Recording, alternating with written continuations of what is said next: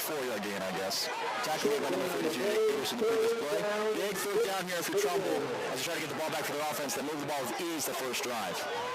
Ball in the near hash, 2 receivers the far side, 1 in the near. Tight end is in the set. Fake handoff, quarterback drops back to pass. Pressure, throws it deep. And nice job there by Jordan Black as he covers the wheel route with perfection over against the near sideline. Throws an incompletion and a quick 3 out there for Shelton. Yeah, that one, as soon as the quarterback dropped back, you saw that some of the linebackers started dropping back into coverage quickly. And good defensive stand by Trumbull. I'm very happy with what I'm seeing. Sawyer, I'm sure you are too. I sure am. And I got to give a little shout out to Jordan Black. There's such a tough thing to do to defend a wheel route as an inside linebacker, especially at the sideline like that. But he kept the right pace with that fast receiver and was able to push the ball out of bounds for an incompletion. And that ball was pretty much on target. It wasn't overthrown. That was pretty close to being a catchable ball. So good job for the defense stopping that. So we'll see Trumbull's punt return team come out here now. Unfortunately, we haven't got too much action this year, but we'll see what they are capable of now. Looking at number 1, Owen Solano is back deep to return the punt. Number 7 for Shelton is getting set to send it deep. Ball on about the 29-yard line. Ball is snapped. Good pressure. The kick is up. Decent kick as it rolls its way down to Owen, who receives it, takes a quick cut, finds the near sideline, and can't seem to break free, but nonetheless about an 8-yard return. So nice job over Owen Solano as he gets the ball up to about the 39-yard line. Heck of an effort to try to get a few extra yards on that. So good first series on offense, good first series on defense. The offense comes back out again to see if they can add on to that 6-point lead. 9:37 left in the first quarter. You're absolutely right, Jeff. We got to see this momentum continue for Trumbull's offense. Hit them on, I guess, strike the iron while it's hot, right? So make sure you don't let up here on this Shelton defense. The passing game worked for you, especially the short passing game. Keep getting the ball in the hands of your playmakers. We'll see if they're able to do that. Ball in the near hash, 2 receivers either side. Agassi drops back to pass, looks to throw. Fires it deep again, has Solano, and just misses him overthrown, but I like the deep shot he took there. And Solano had the defenders beat. If that was a little bit more on target, that would have gone in for a score because he had the defenders beat only by about a step or two, but he was in front of them. That could have gone in with a slightly more accurate throw. But still, positive things that we're seeing by the offense so far tonight. So with that, Trumbull players down, so we get a short break here. And we're going to take a quick TV timeout.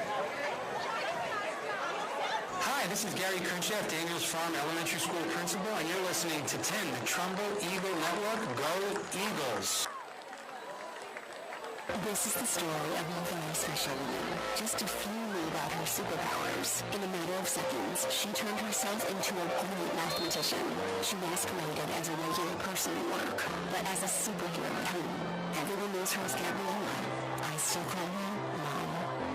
The new hero needs you now, and AARP is here to help. Welcome you back here to McDougal Stadium on a beautiful Friday night as the Trumbull Eagles take on the Shelton Gales in this interconference matchup in the SCC and FCM. So Trumbull with a quick 6-0 lead with 9:31 left in the first quarter. After the timeout, it looks like Trumbull's going to take over the near hash, ball about the 39-yard line, and Agassi in the quarterback. Agassi gets a snap, looks to throw. Fires it deep again. Well overthrown for his intended target. Gordon Smith looks like there was a miscommunication. Yeah, that one had to be overthrown by a good 5 or 10 yards. Lucky that one didn't get picked off. So Trumbull finds himself in a deep third down situation. Something I want to mention before the game there, Jeff, is that if Trumbull's going to win this game, they got to avoid 3rd and 1. As an issue they had the first 2 weeks, you got to win on first down or allow yourself more play calling options on a short 2nd or 3rd down opportunity. 3rd and 1 is kind of tough because now you kind of know you're going to throw. Expect Shelton to take the pressure here. So Gosti now, 2 receivers on either side. Nick Trujani in behind him. Ball in the near hash. Agassi looks to the sideline, waiting for a change to call. Kickoff down to 8. Agassi gets a snap. Shelton does on the blitz. Agassi fires it over the middle and overthrows his intended target, Corbin Smith. Number 12 is Shelton with the interception, and he's tackled then by number 47, Ben Cawley, on the interception. Flag is down. We'll see what the call is.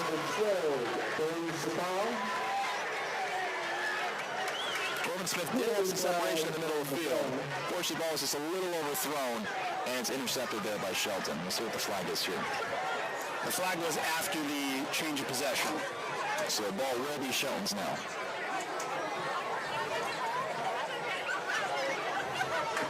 Illegal block against the Gales. So it's like an illegal blocking penalty against the Gales. Probably a block in the back here. That will push them back over. They do maintain possession.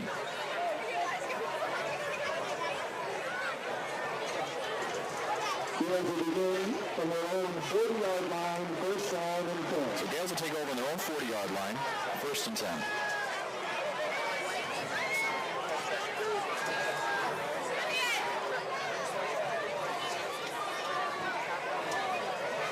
So see Trumbull's defense get back to work here. Ball on the far hash, 3 receivers to the near side. Looks to be a tight end to the far. Or tight end or a wingback, I should say. Quarterback's in shotgun. 9:16 left to go in the first quarter. Trumbull's defense did a good job holding Shelton's offense to a quick 3-and-out. Hopefully they can do the same here. Quarterback waits for the snap. Ball is snapped, and it's a QB run up the middle, and he finds a bit of an opening. Able to push forward for about a 7-yard gain, very similar to what Ludlow did last week.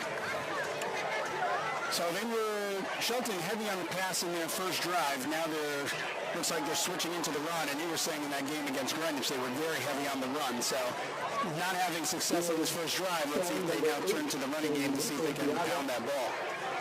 So with that, it'll be second and about 4 here. Shelton, same formation. Looks to be a Wildcat quarterback in the under center. Ball is snapped. Quarterback runs the same route play to the left now. Up the middle, finds an opening, and is eventually dragged down by number 5, Corbin Smith. And again, much of what we saw last week there, Jeff, Trumbull having an issue coming in to make these plays and these run plays, especially when the tight end is in the formation. Yeah, once Corbin got his hands on him, the runners still went a good 3 or 4 yards with Corbin hanging to him. So nice job there by Corbin hanging on, but Trumbull cannot allow these long 8-yard runs by Shelton if they're going to continue to hold them. So we'll see Shelton take over now again, this time on Trumbull side of the field, ball on the Trumbull 45, or 46 I should say. Same formation, ball in the middle of the field now. Our quarterback gets the snap, bobbles it, finds the edge, but this time it's met by Jake Peterson and a group of Trumbull defenders there. He's back down for a minimal gain, maybe about 1. So good job by the defensive line on Trumbull. When the ball got bobbled, they took advantage of that and got right there on him and was able to bring him down. Good pursuit by Jake Peterson, finding the ball and plugging it. They were aided as well by the kind of lack of start of the play by the fumble snap. However, Trumbull did react very nicely to it. So second and 10 action, no gain on the first play. Ball on the 45-yard line. Shelton now in a more traditional spread set. 2 receivers on the near side, run the floor, ball on the far hash. Quarterback drops back to pass, looks to throw. Screen pass out to number 21, the running back, who is met nicely by the Trumbull defenders for about a 7-yard gain. Good job there by Trumbull not committing too hard to the screen as they are able to tackle the Shelton running back for a decent gain. So Trumbull now will get set to face a big 3rd down here as they try to stop the Shelton offense. 3rd and 5. Ball on the 40-yard line now for Shelton.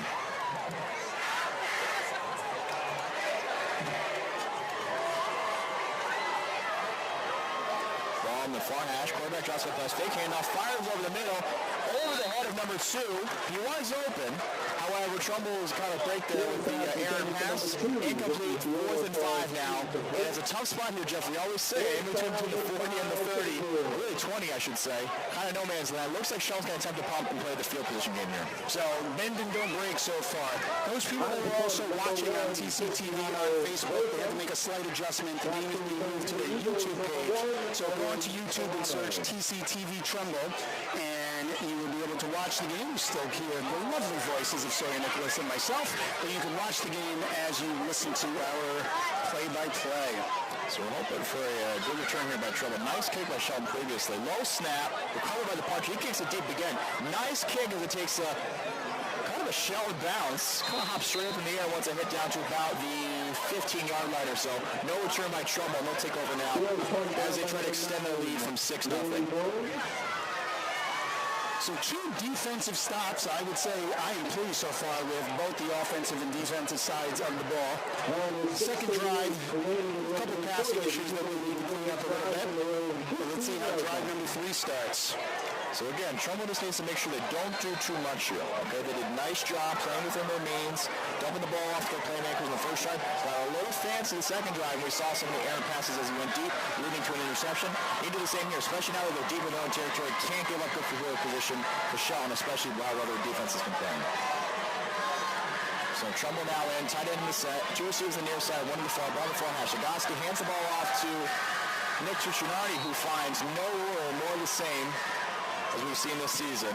And it'll be 2nd and 10 now.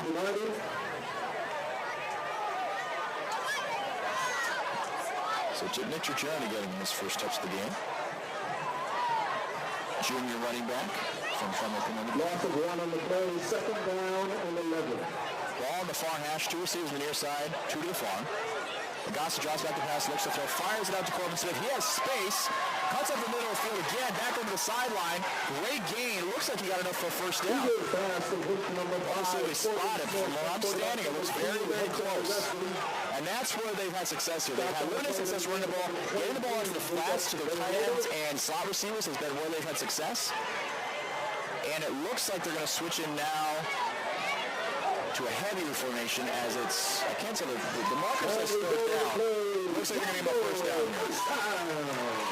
So nice job there by Corbin Smith getting some yards up for catching the ball on the sideline, cutting back inside, and pushing his way forward for the first down.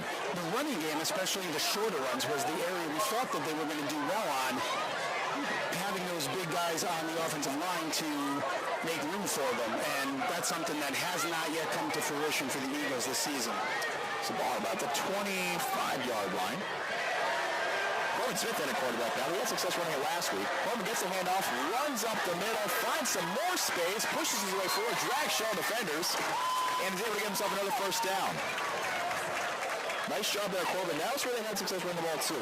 Throwing the ball into the flat and getting Corbin in at quarterback. They had a long 74-yard run last week against Ludlow that way. One of the new features here at the stadium is the snap clock on both sides of the field. We have the 40-second snap clock, which I'm sure the quarterbacks and the coaches appreciate seeing. Corbin Smith still at quarterback. Ball in the near hash. Tight ends in the set. Corbin gets the snap, takes the handoff, looks for some space. This time is tackled immediately in the backfield. He does everything he can to escape.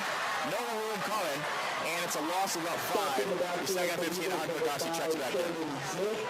So when you're playing one of the top teams like Shelton, you got to filter in some of that razzle-dazzle to try to throw them off. Those couple plays, the first one we had a great run. That time the Gales weren't fooled. So Hunter comes back in now for 3rd and 1 because you would think this is going to be a pass up in the air. Yeah, so they got 2 downs to get the first down. 2nd and about 15. Agosti back in at quarterback. Nick Tuccinardi is running back. You have Owen Slotto and Ben Carley to his left. Corbin Smith and Justin Delaney to his right. Agosti drives back the pass, looks to throw, fires it out to Corbin, who takes what he can get, about a 7 or so yard gain. Make it 3rd a little more manageable, 3rd about 8. Interesting call. That was a quick, short pass, trying to pick up the yards that way rather than getting the ball right to the first down marker, but we still have another down, so 3rd down and 7. You'll find with Shelton's cover 2 scheme, the flats are generally open in this situation. That's kind of what they've been attacking so far. I wonder to see if they'll put their linebackers out a little farther, taking that away from Trumbull, but until they do, they've had success there. Ball in the hash, 2 receivers either side, big 3rd down here for Trumbull. Agosti drives back the pass, looks to throw.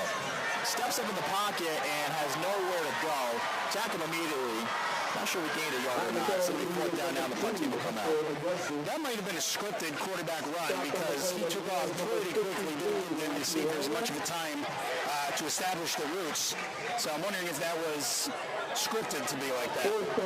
It's possible. Regardless, the play didn't work to the design, and it'll now be 4th and about 6. Corbin Smith, our electric punter, steps out of the field. Corbin Smith with 4th down conversion on both games. So one passing, one running. He's always a threat. We'll pick up a first down and 4th down. We'll see what he's able to pull off here. Corbin gets the snap and does punt it this time. Good kick. Bounces towards Shelton. Kind of a Shelton bounce as it kind of hops up in the air. Rolls its way down to about the 20-yard line. So nice job there by Corbin. We're going to take a quick break. Hi, this is Mike King, Director of Athletics for the Trumbull Public Schools, and you are listening to the Trumbull Eagle Network, number 10. Of the 2021 Trumbull High football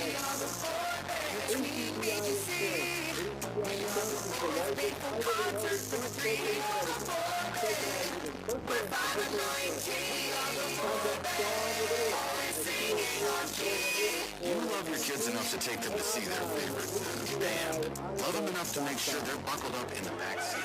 And we welcome you back here to McDougal Stadium as Shelton takes over on offense. Quarterback gets a snap, runs up the middle, looking for some space. Trumbull, excellent job in pursuit. Brock is in for little to no gain. Hard to see exactly who was on the tackle. It looked like it was number 77 for Trumbull leading the charge, and that is Xavier Richardson. We've said his name a lot too as he's been holding down the line. So they're going to have to make some adjustments myself. They're starting the plays a little quicker than they usually do. We can't do our full 30-second commercials. Yep, we've had some hurdles every game so far this year, so there will be nothing different if we had to overcome something tonight. So second and 9, ball in the middle of the field. Quarterback for Shelton gets the snap, runs up the middle again, is tackled hard there. Look like number 32, Jake Peterson, shoved him straight back in about 2. And this Trumbull D-line and linebacking core has not backed down yet tonight. Whatever Coach McCrory prepped for, it is working. So nice job there by Trumbull. D-line not budging. This is how we were for Jeff. The first 2 weeks you saw a little less of it. Tonight we're seeing this D-line really step up and show what they're capable of after we had so much talk about their size. Third and about 7 here. Shelton switching to a spread offense. They've yet to complete a pass so far tonight. See if Trumbull can hold up here as they attempt their next one. Ball in the middle of the field. Quarterback drops back the pass, looks to throw. Has time, fires out to the outside. Wide open receiver. Looks like someone fell. And he's eventually tackled by Onside. Not sure what happened. It was a push-off or what, but the Trumbull DB was on the ground, leaving the receiver wide open. Yeah, no flags on that, so it doesn't look like there was any foul play on it. But yeah, like you said, he was wide open. There was nobody within 10 yards or more of him. Miscommunication, well, the player foul, but miscommunication, someone else didn't come and pick him up. But Shelton's in business now. They have the ball on the other side of the 50. So that brings them to the 45-yard line off the errant play by the Trumbull defense. Shelton staying in spread formation, 2 receivers to the side, running back to the left of the quarterback, ball in the near hash. Quarterback gets the snap, hands the ball off at the middle, and he's tackled pretty quickly. Again, Jake Peterson in the charge as well as number 8 for Trumbull. Matt Devlin also making a nice play. We have 1:25 left here in the first quarter in McDougal Stadium. Jeff Alterman, Sawyer Nicholas on the Trumbull Eagle Network and TCTV. So gain of about 2 yards there. As Trumbull's linebacking core continues to play well. They're probably one of the best units so far this season. Ball in the near hash, spread formation, 2 receivers either side. Quarterback and running back behind him. Quarterback for Shelton, gets the snap, drops back to pass, looks to throw, has time again, fires into the same place as before. Number 12 is Shelton with a nice jumping grab, and looks like he's got enough for Shelton first down. And Justin McGee brings him down. The receiver had to go up to catch that ball, but the Trumbull defender brought him down right away, but nonetheless moves the chains. Defense needs to start stopping this Shelton drive. So Trumbull needing to hold strong here. It's been no break mentality, Jeff. We're going to put in the test as they attempt to stop Shelton here from moving the ball any further. Well, this is the furthest they've gotten the ball onto the Trumbull sideline so far tonight, as we have just under 20 seconds left in the first quarter. So we'll see what Shelton decides to run a play. Play clock's down to 8. This time, 3 receivers to the far side. Quarterback gets the snap, hands the ball off, and he's tackled again. This Trumbull run defense is really held up. And that'll end our first quarter here with the score 6-0 in favor of Trumbull. And what do you think so far, Jeff? Not bad, huh? No, not bad at all. This is, imagine if this team showed up in the first half of those first 2 games, how, well, not necessarily hopefully a different outcome from last week, but it might have been a little more in control, but the Staples game would have been a lot different. Oh, for sure, but so far you all I can see from Trumbull. Yeah, it's nice to extend our lead a little bit. We still have these miscues that are holding us back, but we're starting to put the pieces together. We're getting the ball in our playmakers' hands, and the D-line has really stepped up big tonight. Over 300 yards rushing last week for Ludlow. I haven't checked the stats yet tonight, Jeff, but it has to be on the 50 match. Yeah, they're doing a really nice job stopping the ball on the run, which you had mentioned earlier. That was their meat and potatoes that helped them knock off an amazing Greenwich team last week. So we'll see if Trumble's able to do something here in this next second down play as we switch sides in the field. Now, Shelton will be attacking the end zone closest to Strobel, while Trumbull defends the end zone. Trumbull will be trying to score towards the end zone closest to Hillcrest Middle School. Jeff resides. And hopefully they have success doing that. So in addition to either listening to us on 10 or enjoying watching the game on TCTV's YouTube page, we have live stats. We have a box score. In addition to call games, Sawyer's putting out live stats for the game. So go to TenderFootball.com. You'll see the list of all the games. Click on October 1st versus Shelton, and you can follow all the statistics. AARP and the Ad Council. And we welcome you back here to McDougal Stadium. The Trumbull Eagles are taking on the Shelton Gales. Trumbull with a 6-0 lead. 10:55 left in the second quarter. Hunter Agassi and company take over now on offense. Ball on their own 20-yard line after the touchback punt. Agassi drops back to pass, looks to throw, fires out to Ben Carley, makes the catch, and Shelton dodges the ball, pushing him out of bounds. He looks like he's going to keep going, and he gets about his 5-yard gain there. So a nice pass to the outside to Trumbull's version of Gronk. Ben Carley, I almost said Seth Carley, his grandfather, who is a Trumbull Touchdown Club legend, one of the founding members. So we'll see what Trumbull does now on second at about medium here, second at about 6 or 7. Ball on the far hash, two receivers on the far side, one to the air, tight end is in the set. Agassi drops back, pass out to Nick Tushoni, who gets the ball, finds the sideline, and got close to a first down. Not sure if he quite made it, but nice shot on the ball into Trey's hands as he gains about, looks like he gets enough for a first down. And the key to that play was the block by Justin Delaney as the runner was coming around behind him. He was blocking the Shelton defender, which let him pick up a good few extra yards. And yes, they're moving the chains. So in addition to the good run, let's give credit to Justin Delaney for that block that helped make it happen. And it's these quick pass out of the flash where Trumbull's find tons of space so far. We have very shifty, very powerful ball handlers, so it's been nice to see them get the ball close to the line of scrimmage and let them make some moves on their own. Ball on the near hash now. Agassi communicating to his receivers. Two receivers on the far side. That's Ben Carley and Corbin Smith. Two in the air. Agassi gets the snap, rolls to his right this time, looks to throw, fires it out to number 1, Solano, makes a great grab, with the Shelton defender bearing down on him, and that'll be another Trumbull first down. I liked what I was seeing by Hunter Agassi there as he was rolling out to the side, showing, we mentioned this in the first week, that he's got the ability to throw some great passes, but he's also got some feet, and he can move and combine the two together. He's kind of a nice hybrid between a running quarterback and a passing quarterback. And we'll find those deep out plays. You really got to show trust in your receiver. You can see his trust in the Owen there as he throws the ball before he even turns. Owen making him successful on it. Hunter takes a deep shot towards the near sideline out to Justin Delaney. Justin had a receiver beat. However, the ball falls incomplete. A little short on that one. Missed opportunity there for Trumbull. Yeah, definitely missed opportunity. Just like you said, he had him beat by a whole bunch. The pass was just too far to the inside, and Delaney was running up almost along the hashes. But Trumbull's not showing any hesitancy crossing those deep balls now so far tonight. One end an interception, 2 others incomplete, but we can only imagine they're set to hit one soon. Ball now on the far hash. 3 receivers on the near side. Agassi drops back the pass, looks to throw. Fires it out to number 1, Owen Solano makes a diving catch to the sideline. Excellent grab, and a bring up third and short. Another big down for Trumbull, big third down. Want to keep this drive moving. Ball about midfield. Third and about 4. Ball on the 48-yard line. On the 48-yard line.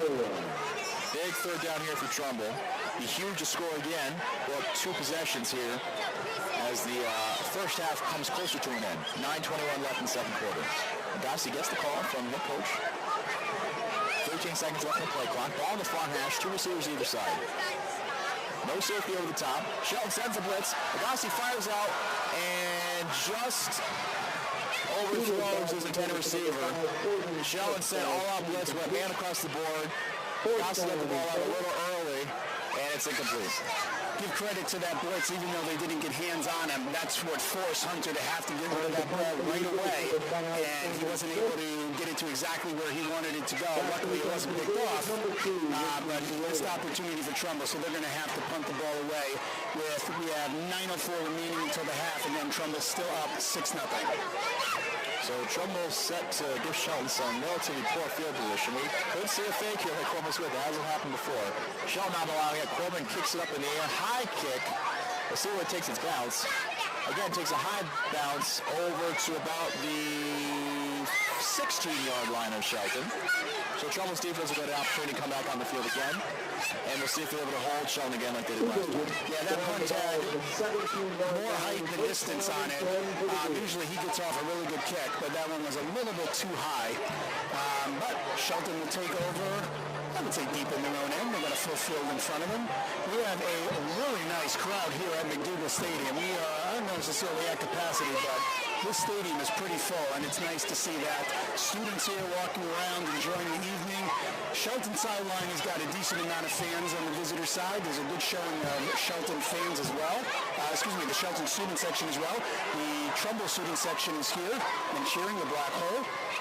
Shelton's quarterback gets the snap, hands the ball off up to the far sideline, looking for the edge, can't find it, and nice job there by Trumbull. Again, this run defense is number 54, Cooper Dayan, stopping them for little to no gain. Actually looks like he lost a couple yards. And it was actually free t-shirt night for Trumbull students.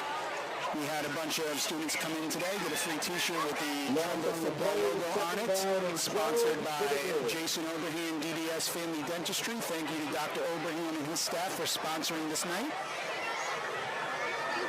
So we'll see Trumbull now. Try to hold Shelton on a second and long. Shelton on the far side, our far hash, two receivers either side. Quarterback gets the snap, drops back to pass, looks to throw. Fires it over the far sideline. Pass is caught again on that comeback route they've had successfully so far tonight. And it's a joint tackle there by number 8 of Trumbull, Matt Devlin, and number 1 of Trumbull, Owen Sloan. So that was a 2nd and 12 converted for a first down for Shelton and Sawyer. We've seen it time and time again. One of the thorns in Trumbull's sides is giving up 2nd and long, 3rd and long, even very long, giving up those first downs. That's one of those things they really need to buckle down. It is, yes. The big plays on these critical downs is where it's been a problem. They've gotten teams stuck deep, and then they give up too many chunk plays on these long down to goes. I'll have to see them pulling that up.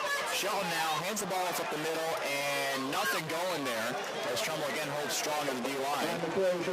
Looks like it was led by number 78, Jake Delfino this time, and he's hyped up as he looks towards the sideline. Sorry, I don't know if you noticed, this is one of those things that's like hiding in plain sight. Did you notice we had a big giant T on the center of the field, which has never been there before? This is the first game we had that. You know what, Jeff? I did not notice it was started. I remember when this first field was built, I was a sophomore in high school, and how disappointed I was that this field was not customized for Trumbull, but I'm very excited to see now there is a T in the center, so I can confirm it's true. Very awesome. So now Trumbull's defense holds strong again on the D-line as Shelton attempts another run play. Loss of about 2. And it'll now be 3rd and long again. Trumbull facing a big 3rd down here for their defense as they try to hold Shelton from moving the ball. It is also Tashua school night here. We have a huge showing of Tashua families. You see a bunch of them in front of us now having a good time enjoying the game. So welcome to all the Tashua Tigers coming out to the Eagles game tonight. So now 3rd and 8. 2 receivers either side. Shelton's quarterback gets a snap, drops back to pass, looks to throw. Waiting for an upper receiver. Fires out, same route combination we've had.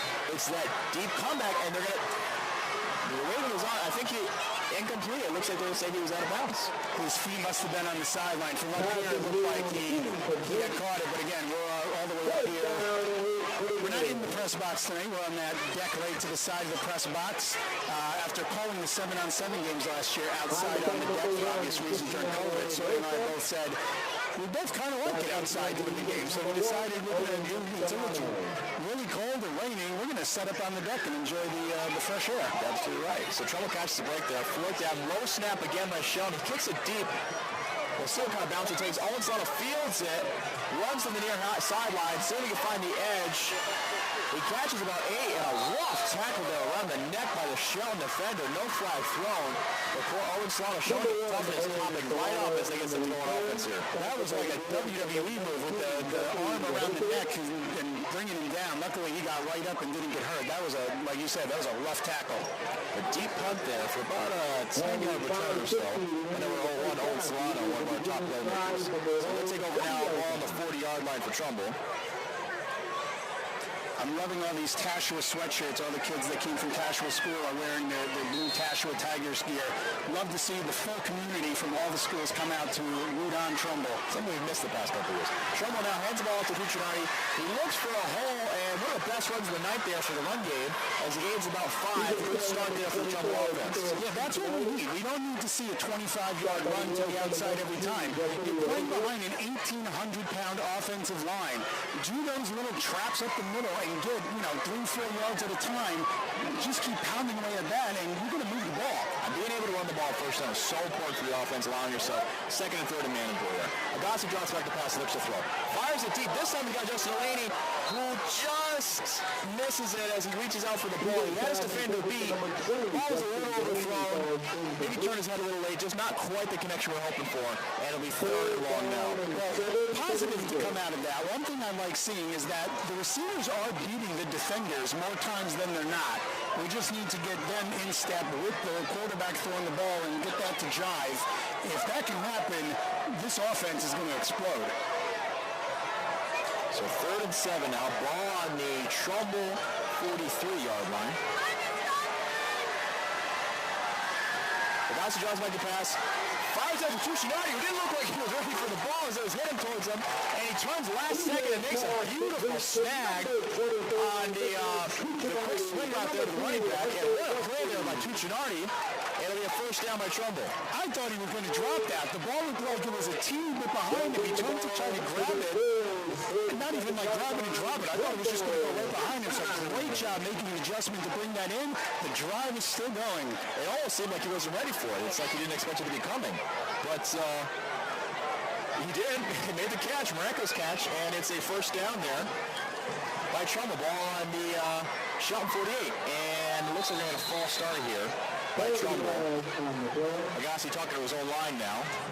A little disappointment on their faces, but we'll see if they're able to make up for it now. So it looks like, according to your stats, so it looks like Hunter's at 146 yards passing. We just talked to Coach Petrosio a little while ago during the pregame X's and Petrosio show. He said that Hunter, I believe, Hunter and the offense passing is like number 2 or 3 in the state in passing yards, and we have one less game than most other teams in the state. So that tells you the passing game is working, but again, it goes back to what we've said 100 times. They need to do it consistently. When we look back on it, I'd say we're a few plays from being undefeated so far this year, so it doesn't surprise me one bit. Agassi drops back to pass, looks to throw. Fires over the middle. Ball hits the hands of Corbin Smith, but he's tackled very quickly afterwards. Looks like he hits the defender coming, so he wasn't a brace for it. Would have been about a 10-yard gain or so, but falls incomplete, so it'll be now second and long. So when he made contact when the ball went up in the air, it was very close to being picked off. Luckily, it hit the ground, and that didn't happen. So Trumbull's still alive. Second and long, second and 15. The ball on Trumbull's own 48-yard line. So 3 receivers to the far side, 1 to near, Justin Landon, 1 receiver, ball on the near hash. Agassi drops back to pass, rolls to his right, and looks to throw. Fires it out deep, and again, miscommunication there as the ball sails out of bounds, incomplete. It'll be third and long now. Looking up at the scoreboard, we have some of the out-of-town scores. It looks like pretty much, maybe not every FCAC team, but most FCAC teams have interconference games tonight. I just saw that Stanford is playing Harding. St. Joe's, I believe, is playing Xavier. Staples was playing, is it Holy Cross maybe? It's part of that alliance situation they got going around the state now. Yeah, so there's some fun matchups that we don't usually see Trumbull and Shelton face off, being so close to each other in proximity, you imagine you would, but kind of fun so far tonight. Shelton's one of those teams I would love to see. Shelton, Massac, Newtown, I'd love to see some of those teams in the FCAC. I would agree with you on that, Jeff. So now ball in the near hash, third and long.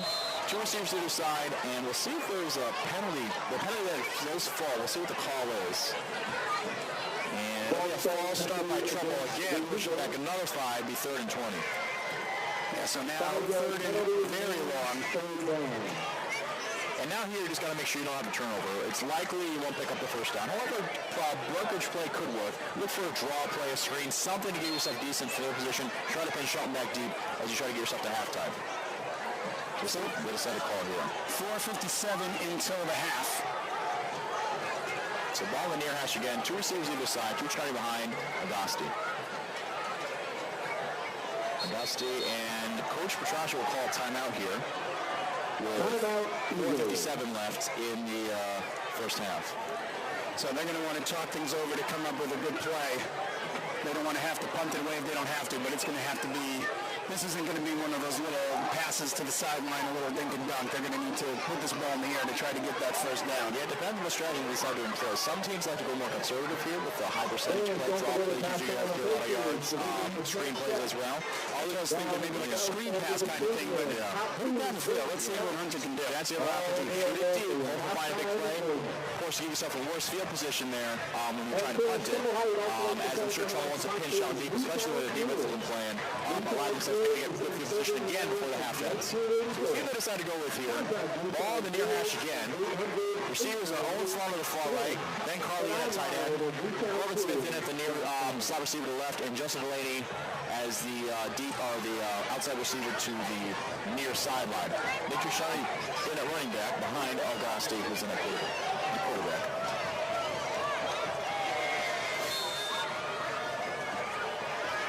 So Agasti pointing to the defense. Drops back to pass, looks for Shelton plays coverage. Throws it deep again. This time he's got Justin Delaney, who does make the catch, making up for the first two miscommunications between the two. And it's a Trumbull first down. Huge play there by the offense of Justin Delaney. We know that Trumble's capable of making these big plays because they've done it many times. What a gutsy call there. So we talked about Jeff. Do we go high percentage? Do we go deep? Coach Morris showing trust. Besides the fact that the first two connections didn't come together, hitting it again the third time ends up working out for him. The Shelton sideline must be in shock right now going, where was this team all year? This is not the film we've seen on the Eagles. And it looks like another timeout coming against Shelton this time. Why don't we take a quick break during the timeout, and we'll be back shortly on TCTV and the Trumbull Eagle Network. Hi, this is Coach McCray listening to 10, the Trumbull Eagles Network. 3, 2, 1. Oh no. Which button am I? When every second counts, you can't win it. Guys, a little help up here. In a home fire, you may have less than 2 minutes to get out. So make a family home fire escape plan. Then practice home fire drills at least twice a year, so everyone knows what to do when they hear. Prepare your family at ready.gov/fire drill. Brought to you by FEMA, the Ad Council, and Make Safe Happen. And we welcome you back here to McDougal Stadium as Trumbull takes on the Shelton Gales. Trumbull with a huge third down play. Deep connection there from Hunter Agasti to Justin Delaney on the near sideline on a go route there. Before the safety's in the corner of the top, Agasti hits Delaney. So now Corbin Smith on the quarterback gets a snap, runs to his right, finds the edge. Looks like there's a penalty flag thrown. Corbin Smith won't go down as he works his way all the way down to look at the 5-yard line. I don't know what the call is going to be here, Jeff. It may be holding on the offense. I would think it's some kind of hold or some sort of blocking in the back, something like that. That's usually what you see on a play like this. But let's hope it goes the other way because that was a great play. It was an excellent run there by Corbin Smith as he found the sideline again. Running to the outside there for Corbin Smith has had great success so far this year. I'd imagine Trumbull's going to stick with it here. We'll see what they decide to call now. Being such a deep play, they may not end up losing as many yards as you normally would on a holding call. We'll have to see where they place the ball now. Or even what the call is myself. We're assuming it's a holding call, but it could be anything. The officials are huddling up to discuss. Let's see if they pick it up and put it in their packet. We'll have to see. Officials coming out to the field now, waiting for the call. And it will be holding against Trumbull. Holding against the Eagle. And horse collar against Shelton. Plays offset. Replay first down. Big break there by Trumbull. Big break. It did nullify that big run, but it's better than moving the ball back. So we'll take what we can get. Yeah, so Trumbull now will get a redo now on first down. First down and 10. Ball at the 25-yard line. Change of hash position, however, as Trumbull now takes over in the far hash as opposed to the near hash. And it looks like Corbin Smith is staying at quarterback, or I should say quarterback running back hybrid here, as he attempts to run the ball again. So Trumbull now steps up to the line, 2 formation now. Jordan Black and Jake Peterson in the wing and tight end.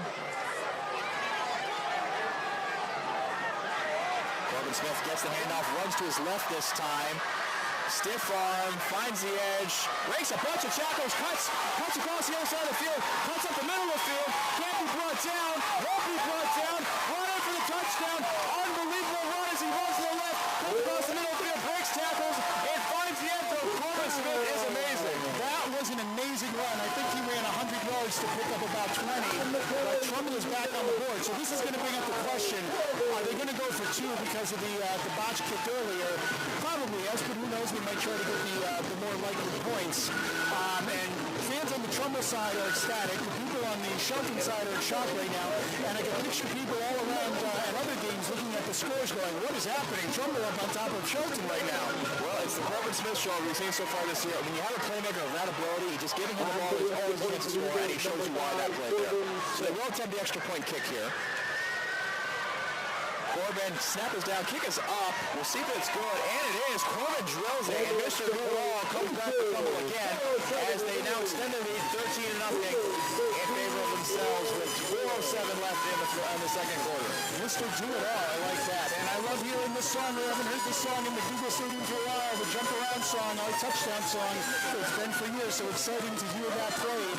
I was watching him in practice this week. He was hitting about 35, 40-yard field goals. So should the need come, we're not flashing back to Matt Newsy where he's going to kick 50-yard field goals, but should we need to kick a field goal, we have someone that can get it done. Well, just that playmaking ability there, Jeff. It's just something Trumbull hasn't really had the past few years. We have excellent athletes coming through here all the time. One that can take over the way that Corbin just did. That's something special and something Trumbull really needs to hold on to. And they've shown it tonight. They're able to get him the ball, as Squad Grayson says. Remember when the Steelers years ago had Cordell Stewart and they called him Slash because he did all those different things? That's what I think of with him. And I remember that one commercial where they said, Cordell, get there and punt. And with Corbin, it's like, kick anyway. He does that on top of it. Exactly. So now Will Zaslow coming into the game. He's set to kick the ball off. 4:07 left in the first half here at McDougal Stadium. Trumbull did get the opening kick. Shelton will receive the second half kickoff. Plenty of action here though in the first half as the kick team gets ready to kick the ball off. Zaza waits for the whistle, comes up, kicks the ball, kick is deep, nice kick too, as number 2 for Sean has to back up to receive it, runs to the far sideline now, looking for some space, and doesn't find it. A nice ankle tackle there by one of the Trumbull defenders, the number I cannot see, and they do a good job there stopping. Will Zaza in on the tackle as well, the one who kicked the ball, and Shelton take over now, ball on their own 30-yard line. Be interesting to see what type of play call Shelton brings in for this next drive now that they're down by 2 scores.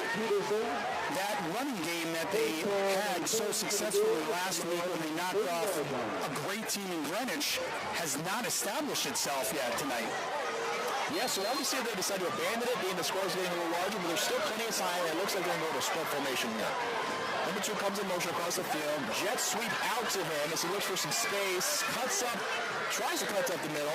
Nothing going there as number 1 of Owen Slaughter crashes down from the safety position. Makes a great tackle there. And it'll bring up second and long. Another good defensive stop by Trumbull, getting their hands on the running back in the backfield to make sure he didn't get more than a couple yards. Hands on him in the backfield. He wasn't able to pick up a yard or 2. But making sure that didn't turn into a big set of yards. So second and 8 now. Number 2 comes in motion the other way. They try the jet sweep the other way.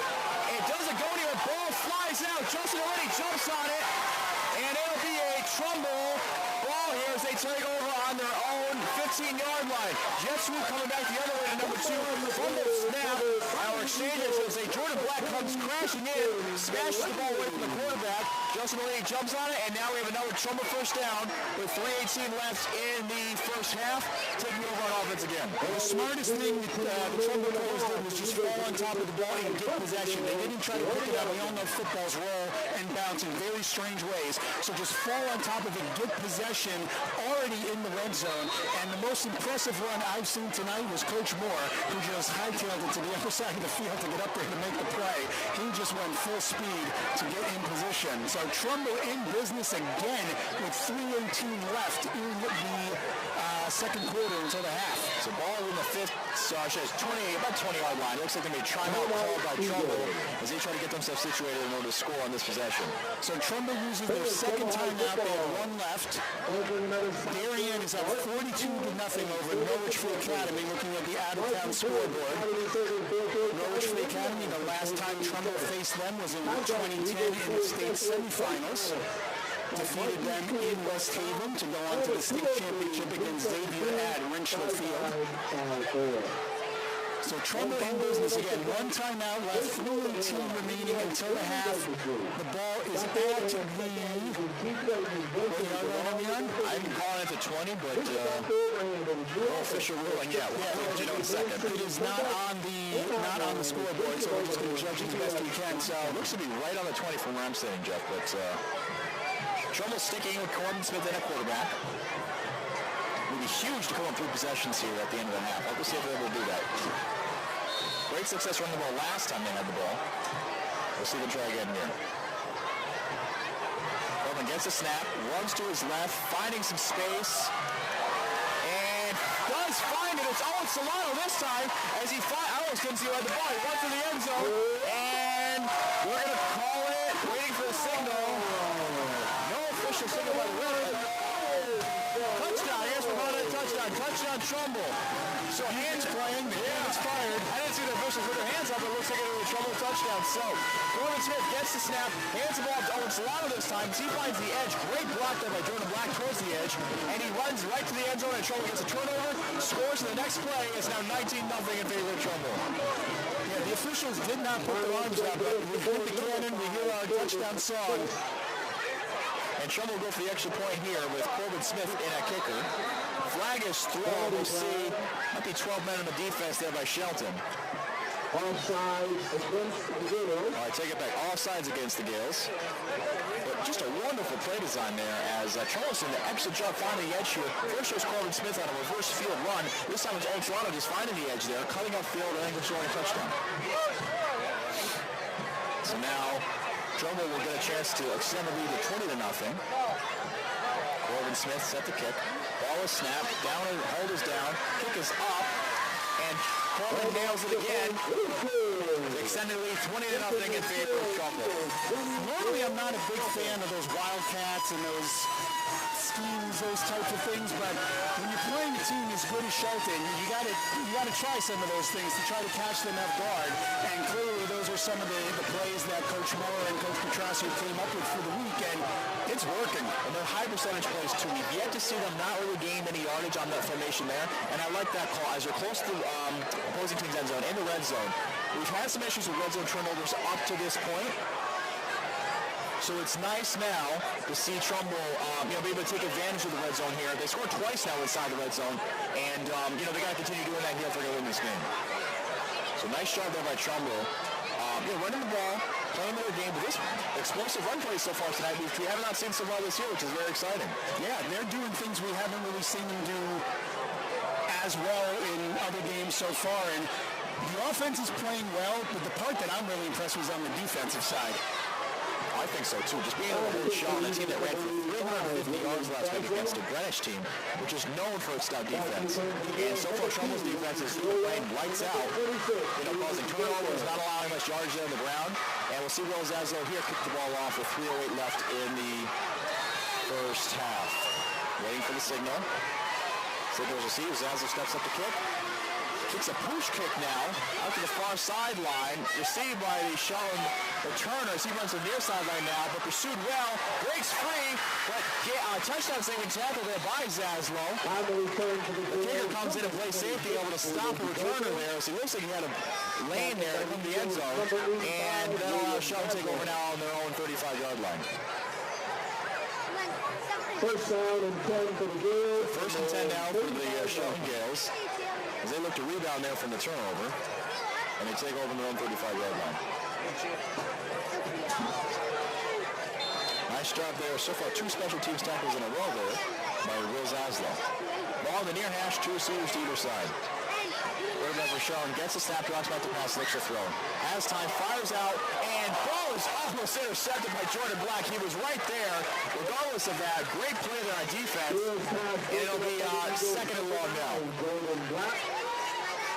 Nice job there by Jordan, making a break on the out route there by the Shelton receiver. Almost had a pick, but he did not cause the fumble on the last drive, so he'll catch him a break here. Nice job, however, and it'll be second down and 10 with 2:54 left in the first half there for Trumbull. Ball, Shelton draws back the pass, looks to throw. Finds pressure in his face, fires it out to the far sideline this time. Nice job there by Cooper Dayton and number 78 of Trumbull, Jake Delfino, coming in to cause the pressure in the face of the Shelton quarterback as he fires the pass that's called incomplete, and it'll be third and long now. One of the biggest third downs so far for the Eagles, if they can make Shelton have to pump the ball away and give Trumbull the ball back with just under 3 minutes to go with the opportunity to put even a few more points on the board. Trumbull needing to get pressure here. 4 men down. Ball in the near hash to receive the other side. Shelton drops back the pass, looks to throw a quick pass out, tunnel screen, and nothing going there for him as Trumbull blocks the ball. Nice job there. Owen Slano was back there first, number 8 of Trumbull, Max Devlin. And on the tackle, and it is now fourth and long. What's Shelton decides to do here, Jeff? Is it desperation time? Do you go for it here, or do you punt it deep? I don't know. You're down 20-0. This is a team that Shelton was probably thinking they were going to be up themselves 20-0 at this point. So who knows? In that last play, the runner did break it through from a couple of defenders, but when more east-west and north-south and enough players from Trumbull, the defenders were able to get there and stop him with just a couple yards. So they are punting it away here. So Shelton decides to take it more conservative here as they decide to punt the ball. Low snap, bobbled, kicked up in the air, good kick again. Owen Slano decides not to touch it, and Shelton makes a play on it as it falls harmlessly to the ground after the bounce at the 31-yard line for Trumbull. With 1:52 left, Jeff. They had time to make another run here. Yeah, plenty of time. It is now, we are 1:52 and a half. Yeah. Yes, okay. There's a shout out for Tashua School. They are cheering. We had mentioned earlier it's Tashua School night. Lots of Tashua families. The kids and their parents are welcome to all of them. Big section of Tashua families standing right in front of us in the bleachers. So we'll see Hunter Goss now take over at quarterback. Ball on the 31-yard line, middle of the field. Ben Carly in at wingback now. Corbin Smith comes to Benza back of this quarterback as Gossi hands the ball off to Tucciardi, who runs up for about a 1-yard gain, and it'll be second and long now. Stop by the wheels number 53, Matthew Weiner. Second and 9 for Trumbull. Ball on the 32-yard now. 32-yard line now. Two receivers either side. Tucciardi in behind Agassi. Agassi drops back the pass, looks to throw. Has time, fires it deep, and again loses Justin Delaney as he was had the Trumbull defender had help over the top of the safety. Probably not the safest throw there. But this ball harvested to the turf, and it'll be third and long now. Clock is stopped. Trumbull wants to get this first down, and they do not want to give the ball back to Shelton because they give the ball back to Shelton with a good minute left with Shelton having 2 timeouts, so we don't want to spoon feed it to him right here. So we'll see what Trumbull decides to go with here. Looks like Corbin Smith is going to head to the right, so we have trips right formation, ball in the middle of the field. Justin Delaney, one receiver. Last time that was the case, we had a big catch over the top for a first down. See if they go to him again here. Basket waits for the snap, looks back to the sideline. And looks like they're going to call a timeout there for Trumbull. I believe that's the last one and a half. So Trumbull takes a timeout. This is a big third down, so they want to talk this one over. The last time they had this third down, they were able to make the conversion. So again, a little over a minute. We got a minute 15 left before halftime. Third down and about 9. So Trumbull wants the first down because they do not want to give the ball back to Shelton with enough time to try to get some points on the board. If they can go to the half up 20-0, we'd love to be up more than 20-0, but if they can go to the half without Shelton having a point on the board, imagine what that locker room is going to be like for both Shelton and for Trumbull when they meet At halftime, exactly. So big third down here with Trumbull. They try to, if nothing else, lead out this half and get into halftime with a 20-0 lead. Shelton does get the ball at half, however. To start the second half, Shelton does get the ball, so Trumbull's going to need to be aware of that as well. Ball on the 32-yard line, 3rd and 9. Ben Carly in at wingback now to the right. Two receivers to the near side, one to the far. Owen Slaughter is the lone receiver to the right. Gossett looks to the sideline, gets the call. Owen Smith goes in motion. Back up behind the quarterback. Handoff again to Cicciardi. Gets a little more space, but pushed back. Gain of about 3 there. So it'll be 4th and 5, I should say. The punt team will come out. And we'll see if Shumps has to stop the clock. It doesn't look like they're interested in doing so. It looks like they just want to get the half as well. That was an interesting call to keep it on the ground. I think maybe they were thinking we could at least run some more time off the clock and force them to use a timeout. And if they're somehow able to break away, they'd pick up the first down. But I think they were thinking more time on that particular play call. That's the punt to be delivered by Corbin Smith. So we'll see Corbin Smith come back out again. Always dangerous to go for it here. However, I'd be surprised if they tried that now. He did fake it last week. So waiting for the snap. Snap is back low.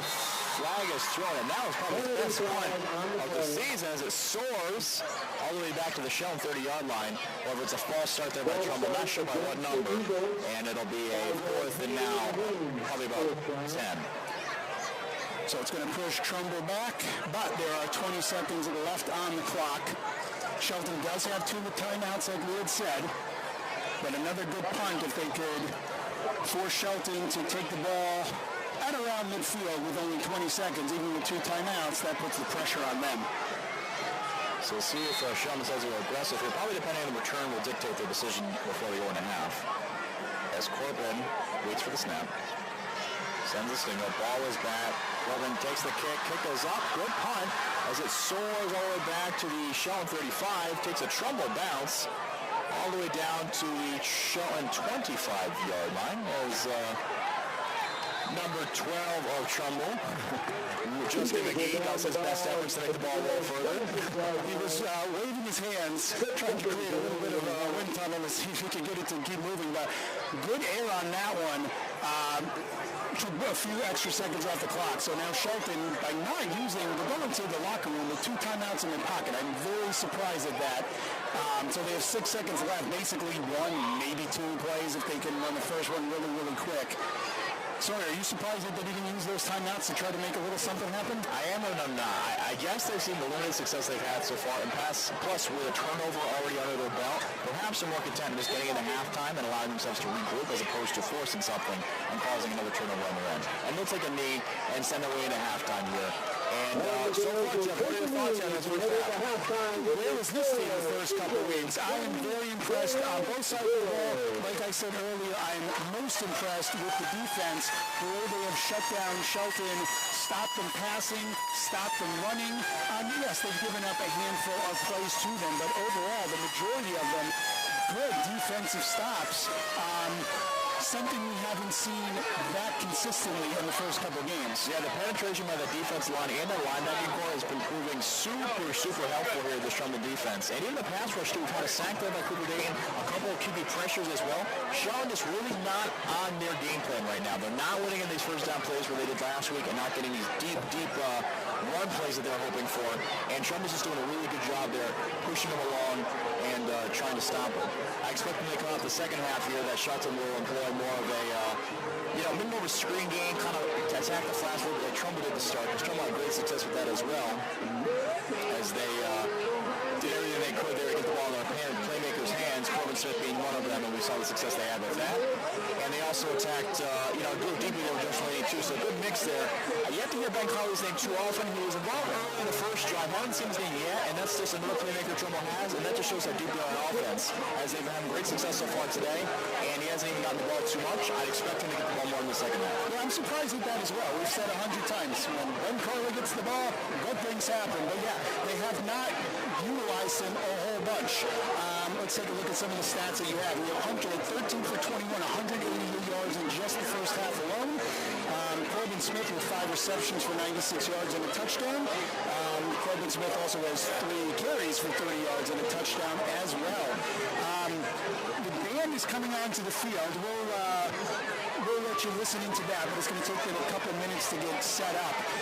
I can't even imagine in the Shelton locker room right now what the coaches must be thinking. This is not anything that they were planning for. They're going to have to come up with a whole new different strategy. Yeah, well, one thing in Trumbull's favor is that Shelton's not traditionally a team that's losing in these situations. So, a little off kilter for them, playing into the fact that they don't do what they want tonight, and being down a little bit too, they have plenty of time. But Trumbull's defense playing the way they are. Shelton, really, when you look at it, maybe there's about 6 possessions left. Okay, so they can keep losing here on these quick 3 and outs. Especially when Trumbull's run the ball too. They've been able to hold the ball for a while. I haven't checked the time possession yet, but with these short out routes, with these run plays, they've really owned the time possession here. And when you do that and start to bleed out the clock, it really puts the pressure on Shelton, and it makes them play a game they don't want to. We know they don't want to throw the ball too much here. They've had much more success running it, but as time runs out, that strategy starts to wear out too. And hopefully Trumbull's able to bleed the clock out enough to force Shelton to play a different man. So you think maybe if you play out the strategy that you're talking about, maybe a little more running on Trumbull's side to keep that clock going, and maybe some of those passes might be screen-type passes or little slants or quick shots out to the flat, something like that, more high probability catches just to keep that clock running as much as possible to not give them the opportunity to get the ball in the end zone. Yeah, what that does with calling over run strategy, quick out routes, is that it does force Shelton to cheat up. We've noticed here they've had a couple times now they play with no safety over the top. That'll be a great opportunity to send someone like Corbin or Owen Solano down deep with no safety help, and hopefully a big shot there. Trumbull kind of the driver's seat here. Lots of options they decide what they want to do offensively. Yeah, it looks like the Golden Eagle Marching Band is just about ready to go. Again, the band we're happy to refer to as the Golden Eagles. Please refer to the athletic teams as just the Eagles. A little confusion there. We seem to, as we travel, we find new names for the Trumbull football team no matter where we wind up. We had the Golden Eagles. We had, at one point I did, one of the opposing announcers called us the War Eagles. I remember that. Yeah, against Wilton High School back in probably 2014 or so. Was that maybe around the time when Kim Newton was at Auburn and War Eagles? It might have very well been. Yeah, I know. You could be right. But I was actually curious myself as a player, wondering if that was our former name. But from what I can tell, it was not. So I remember the TV show Coach, they were the Screaming Eagles. I don't think we've been called that yet. No, so just to clarify, we are the Trumbull Eagles, and this is our Golden Eagle Marching Band. All right, so the drum major is up on her podium. And again, we will stop talking as soon as they are ready to go and let you enjoy the sounds of the Golden Eagle Marching Band, the marching band that has performed for multiple United States presidents. They've marched on the lawn of the United States Capitol. They've performed in the Rose Bowl. They've performed at Disney World. They've been recorded by Disney Music and have had their music in several Disney productions. When they recorded, they didn't tell them right away exactly here's what it's going to be used for, but we can say that they have their music in Disney productions. They were also in the Thanksgiving parade, the Macy's Thanksgiving parade multiple times, and they once had a background spot. Bert and Ernie from Sesame Street were doing a little bit, and the Trumbull High Marching Band was in the background. So it sounds like the band is just about to get ready, or are they just warming up? Sounded like one of the guitarists down in the field, several guitarists. You don't usually see that with a marching band, but they have several guitarists on the field. Very talented. I know the amount of time they practice is amazing, especially the hours they practice. I remember when I was leaving football practice, they'd be coming on and start their practice. Yeah, they're every night. Which is really quite remarkable. All right, we will let you enjoy the sounds of the Trumbull High School Golden Eagle Marching Band.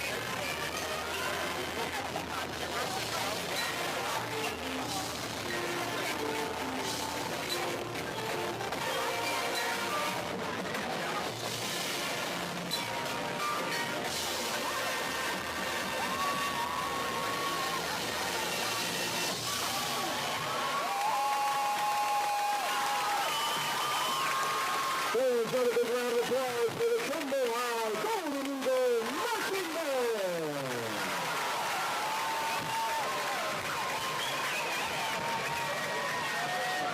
It's now time to get out those 50-50 raffle tickets. Hello, this is Brendan Moore, offensive coordinator at Trumbull High School, and you're listening to 10.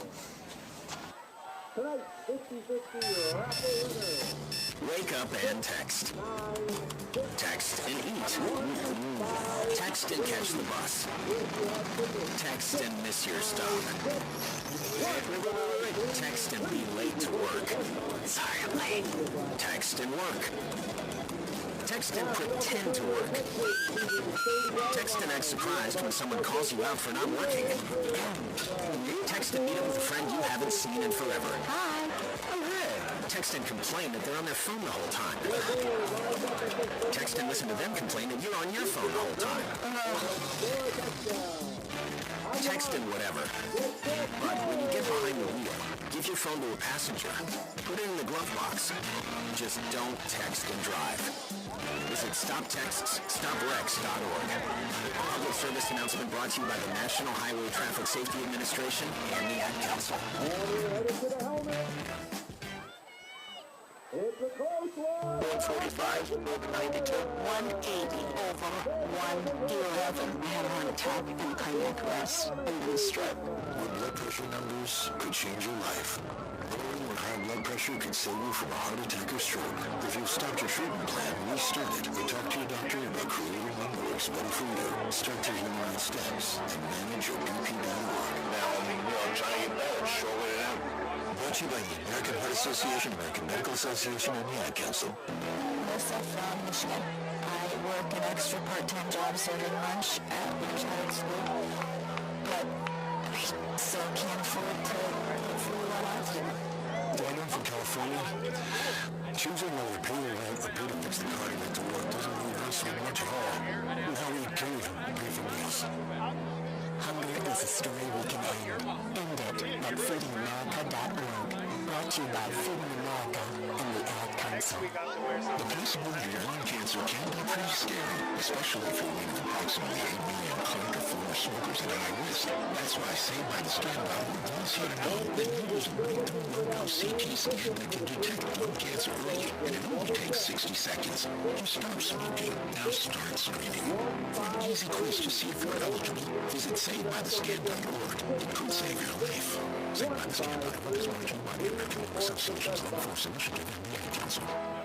Hi, it's Olivia Munn with my shelter pets, Frankie and Chance. Say hi, guys. When I adopted them, I discovered that they both have incredible personalities. Chance's sole purpose in life is to love and to be loved. Frankie is a little bit of a scoundrel and always entertaining. They're a little bit of a lot of things, but they're all pure love. Adopt Pure Love at theshelterpetproject.org. Brought to you by the Ad Council, the Humane Society of the United States, and Maddie's Fund. Hey, Kevin, thinking about saving for retirement? Yeah, but how do I start? It's easy with Avo, a retirement coach. Let's learn the Avo bet. Thanks for taking action. Not anxiety? No, Kevin, you're going to be fine. You sick? Barely. Please for variety. Change up my strategy. Okay. Almost to optimize your savings. Let Avo lead the way. Visit aceyourretirement.org today. A message from AARP and the Ad Council. Wake up and text. Text and eat. Text and meet up with a friend you haven't seen in forever. Hi. Oh, good. Text and complain that they're on their phone the whole time. Text and listen to them complain that you're on your phone the whole time. Text and whatever. But when you get behind the wheel, give your phone to a passenger. Put it in the glove box. Just don't text and drive. Visit StopTextsStopWrecks.org. A message from Midday and the Ad Council. Your daughter doesn't want to talk about why her room is a horrible mess. Your son doesn't want to talk about why he's wearing mismatched socks. Your spouse doesn't want to talk about their bad haircut. Families don't have to talk about everything, but they should talk to plan for emergency. Pack basic supplies in the go bag. Water, canned food, flashlights, batteries, medical supplies, IDs, some cash. Talk about where you'll need case you lose one another. And of course, don't forget to pack the dog treats. Talk to your family and make an emergency plan. Go to nyc.gov/readyny or call 311 to make your family's emergency plan. Brought to you by New York City Emergency Management and the Ad Council. Hey y'all, Jeff Foxworthy here. Now, if you've ever found yourself repeating the same thing over and over for 75 years, you might be Smokey Bear. Only you can prevent wildfires. That's why I'm filling in for Smokey to switch things up, because there's a lot more to say. And I should know because my grandfather was a firefighter. And one of the things he taught me is that the people that love the outdoors the most are often the ones accidentally starting wildfires, which means always BYOB. No, bring your own bucket to the campfire. And be extra careful with things like burning yard trees. Don't just walk away, or chances are you might be starting a wildfire. So for the love of the outdoors, go to SmokeyBear.com to learn more about wildfire prevention. Brought to you by the U.S. Forest Service, your state forester, and the Ad Council. Morning, Mama. How you feeling? Great, and I'm ready for you today. I'm checking in on you. Morning meditation? Check. Dressed and ready to work out? Check. Check your blood pressure yet? And check. Boom. Great job, Mom. And about those gold earrings? No, ma'am. Now more than ever, it's important that we protect our hearts and the hearts of those we love. Monitor your blood pressure daily and help each other stay motivated. Rally your squad to take the online pledge at releasethepressure.org. Brought to you by the Release the Pressure Coalition and the Ad Council. And we welcome you back here to McDougal Stadium as Trumbull High School gets set for the second half of the kickoff, or second half of the game here, as they're getting ready to kick off to the Shelton Gales. So, Jim, excellent first half there for Trumbull. Any keys to victory here going in the second half? Keep doing what you're doing. I think the key is the defense continuing to play as hard as they're playing and stopping that Shelton run. So Trumbull going to need to fight here to keep the momentum as the ball is taken by Will Zaslow out to the far sideline. Running across the middle of the field is Shelton. They look for a lane. A big hit there by number 8, Matt Devlin. A flag is thrown after the made. I'm wondering if it's a head-to-head contact there by the Trumbull kicking team. And it also looked like they might have gone away with a block in the back that the referees didn't call. So Trumbull's defense will now step out of the field. Excellent first half, like we said. Eli really stepped up with some excellent penetration, stopping the run game, even causing a turnover there. And away from the flag here. I think it was a holding against Trumbull. Okay, so it looks like Shelton will get the ball a little farther now than they previously returned it. So we'll see where they end up placing it now. They're walking it down all the way to the Trumbull.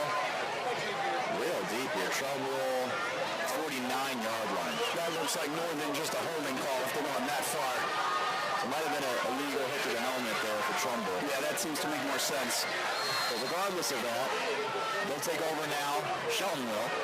Ball in the middle field, 3 receivers on the near side, tied into the far. Quarterback gets set for the snap.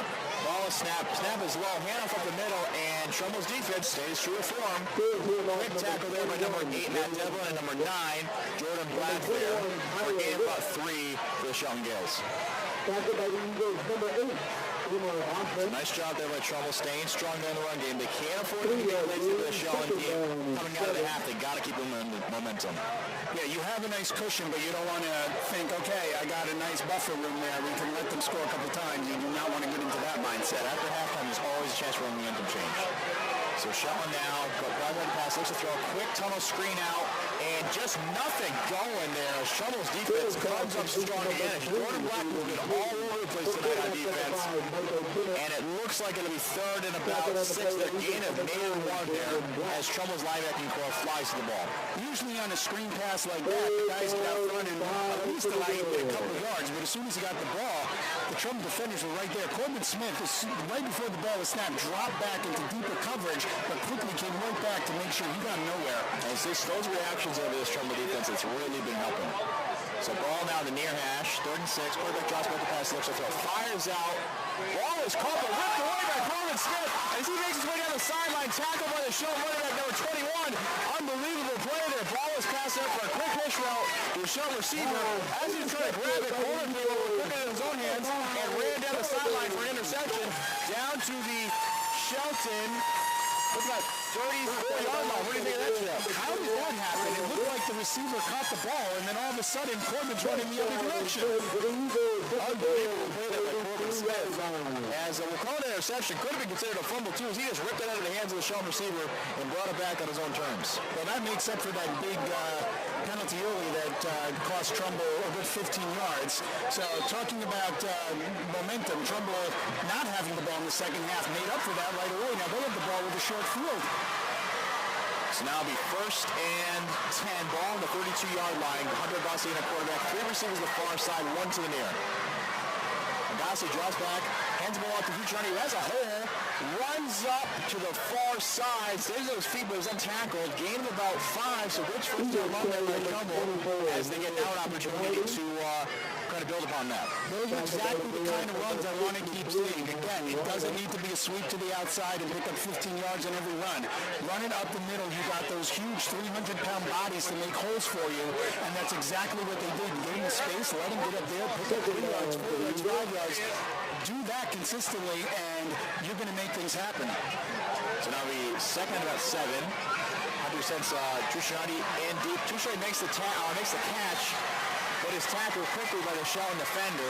Loss of about 3, and it'll be 3rd and long here for Trumbull. Brought down by number 9, Randy Moons of Shelton. I hope I'm pronouncing that correctly. I apologize if I'm not. That was a great tackle to bring him down really quickly. So loss of actually about 6 there, but 3rd and about 13 or 14. That's been working for Trumbull tonight, getting the ball out in the flats. The running backs, no lucky there going there on that play. And Trumbull now got a 3rd and long here. 3rd and long at about the 34-yard line. And we're going to get a timeout here. Looks like it'll be a timeout by official timeout.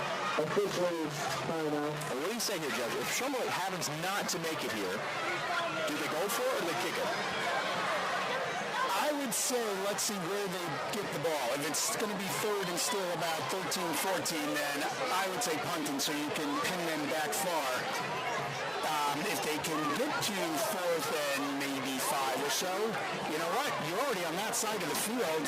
You're up by enough. Why not take the risk? No risk for trying it and trying to, put this game away as quickly as you can. I like that too, Jeff. I'm a big opponent of trusting defense here, especially the way they've been playing so far today, so I would not be opposed to kicking it deep. Bob was going for it and not making it. At this field position here, you give Shelton the opportunity to retaliate with some momentum of their own. So we'll see what they end up going here on the 3rd down play. Do they go conservative? Do they go deep? Now, Corbin Smith in at running back. The ever-dangerous Corbin Smith. Will Zaza checks in at the opposing tight end. Quarterback draws back the pass, looks to throw.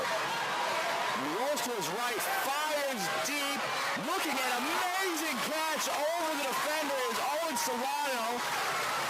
Wonderful catch as he went on the fade. Beautiful ball to Hunter Agassi. He reached over the defender's Owen and he brings it down for a huge Trumbull 1st down. And Hunter making that pass while he's rolling out to his right side. And we all know a right-handed quarterback running to his right side. That's not easy. And he placed the ball really well. He knew where the receiver was going to be and got it where the receiver had to run to get to the ball. The timing was perfect to bring that down. Trumbull is in business. So we don't have to worry about finding out what if they didn't do on 4th down. They took care of business on that play. You're absolutely right. And just a fantastic catch there by Owen Solano. So ball now on the Shelton 13-yard line. Corbin Smith checks in at quarterback now. Ball is snapped to Corbin. He runs up the middle looking for some space and pushing his way. Gains a few. We'll say about 2 or 3 yards there. And it'll be 2nd down now. 2nd and about 7 there. They can get a 1st down before a touchdown. I believe the ball was placed on 13 after the Owen Solano catch. So it looks like they can get within the 3-yard line in order to get a 1st down. Or, of course, they can score a touchdown too.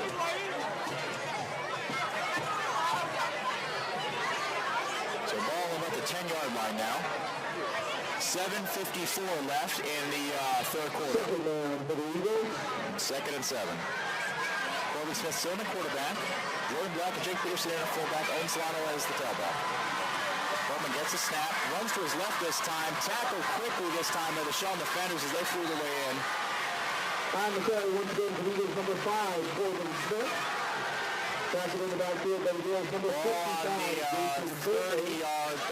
Ball loss of about 2 or 3. 3rd and 10, I meant to say. Hunter also checks in now to quarterback. About 7 minutes, 15 seconds remaining in the third quarter. So one of those things we talked about was run the clock to give Shelton less opportunity time to come back, and Trumbull is doing that. Wills at one at tight end, Corbin Smith in at running back. Gasp drops back to pass, looks to throw. Pass over the middle to Ben Carley, who breaks the tackle and launches his way in. There you go, excellent catch. Wonderful broken tackle by Ben Carley as he pushes his way into the end zone for another Trumbull touchdown. So you're going to have to pitch me because I feel like I'm dreaming. This is amazing right now. 26-0, Trumbull on top, going for the extra point to hopefully make it 27. Just under 7 minutes to go here in the third quarter. Trumbull in the driver's seat for sure. And the thing we love to hear the most is all the Trumbull offensive players getting involved here. We said just about every star player's name tonight, which is huge in showing the depth of this Trumbull team. Corbin Smith steps back, sets up the kick, and the way this is going tonight, Jeff, no surprise, it is good. Now 27-0 in favor of Trumbull. And that was a great kick. I mean, that could have been a 25, 30-yard field goal the way he put up that extra point. That was a really good kick. Excellent job there by Trumbull. I mean, just in all aspects there. Third down conversion, deep pass to Owen Solano. Third down again, pass over the middle of Ben Carley, and then the broken tackle was just fantastic. You know what he can do it, but man, he's going to show it off tonight against a very, very sound showing defense. I would love to see the smile on Coach Petrasio's face right now, being up 27-0. Other than maybe you or I don't think there's too many other people in the state that actually thought this was going to be the outcome of this game, at least at this point. I had no doubts, Jeff. No doubts at all. I always say that I bleed black and gold, biggest Trumbull fan in town. And, I always have hope. I always go into every game thinking we're going to win, but thinking they were going to win, I thought this was going to be a tough fight. And I did not expect to see Trumbull come out and just take such control of this game. They are doing amazing, especially the defense stepping up. Offense as well, but the defense is really controlling this game. So we'll see Will Zaslow come out again tonight. Will Zaslow getting a lot of action here on these kickoffs as Trumbull's now scored 4 touchdowns. And we'll see him went off tonight. Ball on the 40-yard line. Zaslow set to kick. Whistle is blown. Zaslow kicks it deep towards the near sideline.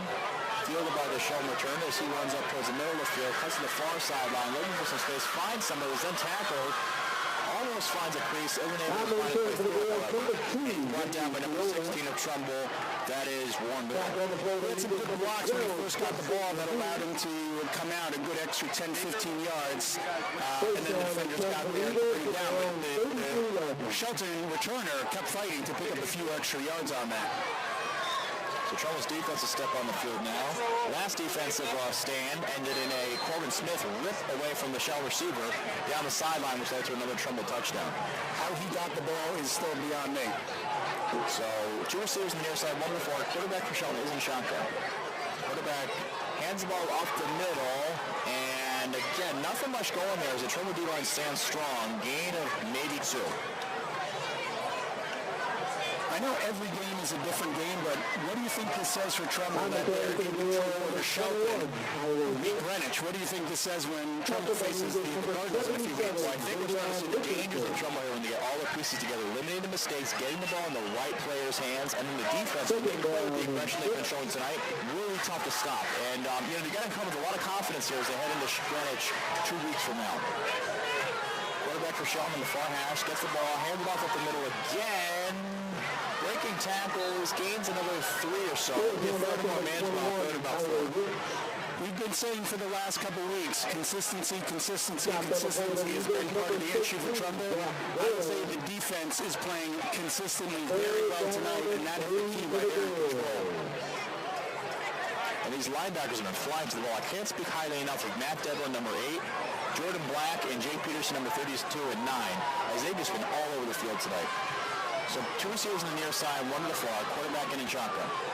Quarterback drops back to pass, looks to throw, fires it out, and nice defense there by Jack Durham, and it falls off the hands of the Shelton receiver, number 12. And it'll be at 4th down here, and Shelton kind of surprisingly goes out to punt. I realize Phillies are still 5-1 in the third quarter, but as it's 27-0, we have these spoken before, Jeff. Really, possessions here for really only looking about 4:85 left. So Shelton's either going to have to be burdened over the rest of the game, or we'll have to look for a fake. Yeah, it's basically in midfield. You think maybe they would take a shot, but interesting call that they're going to punt it away. If I'm Trumbull here, it's 4th and 4, so I'll definitely watch the snap. Ball is snapped. Kick is up. Short kick. Onside waves it off. Allows it to bounce. Kind of rolls. Finds its way towards the near sideline. Rolling its way down to about the 16. Now Shelton's playing the same strategy McGee for Trumbull did. Trying to blow the ball down. That will not go unnoticed up here by us. And Trumbull now take over now at the 18-yard line. Interesting to see both teams implementing that strategy, trying to cause a little wind to move the ball even further. So Trumbull's going to get the ball at about, what did you call that, about the 18? I said it's about the 18-yard line, yeah. So now Trumbull's offense to take the field. Under Agosti in that quarterback again. Nick Ricciardi, his backfield mate, lined up behind him in pistol formation, 2 receivers to either side. Agosti draws back the pass, looks to throw, fires it out to Corbin Smith, who finds a sideline, breaks a tackle, and stays in bounds. Unbelievable as he finds his way towards the end zone, down the sideline, no one within 10 yards, and he waltzes his way into the end zone. Unbelievable. There's nothing Corbin can't do. The last one, he magically got the ball. It looked like he had no chance of, as he defended it, the short receiver looked like he had it, and he magically took the ball away. This one, he got the ball, and I think there was at least three Shelton receivers there to defend him. How he got around them is beyond me, and they marched all the way down the field for another touchdown. Just the balance in that play, the quick out route as he found the sideline. He tried to cut it over, he'll cut back outside, that hard juke move, finding the sideline, then staying in bounds, balancing his feet along the sideline like that, tightrope walking all the way for a touchdown, just unbelievable. So 5:01 left, Trumbull extends the lead down to 33-0. And we'll see them again, attempt another extra point.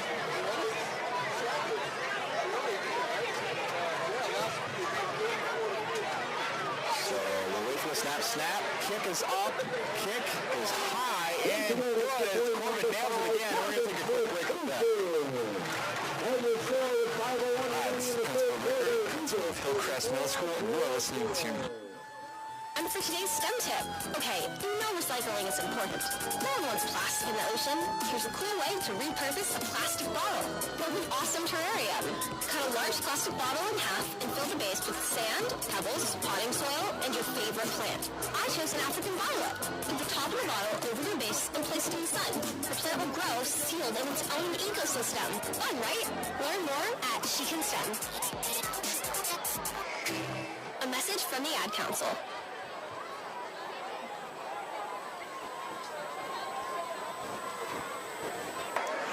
Back here to McDougal Stadium after the wild pass reception there by Corbin Smith as he tied up his way down the sideline in for a quick touchdown. One play, it's all set for Trumbull scoring that offensive possession as they will get set to kick the ball off again. Will Zaslow left Ice's kick after tonight. Ice's leg after tonight, the way he's been kicking these kickoffs. Now is set to do his 5th one here. Or 6th, I should say, as he kicked off before the half. So Zaslow waits for the call here.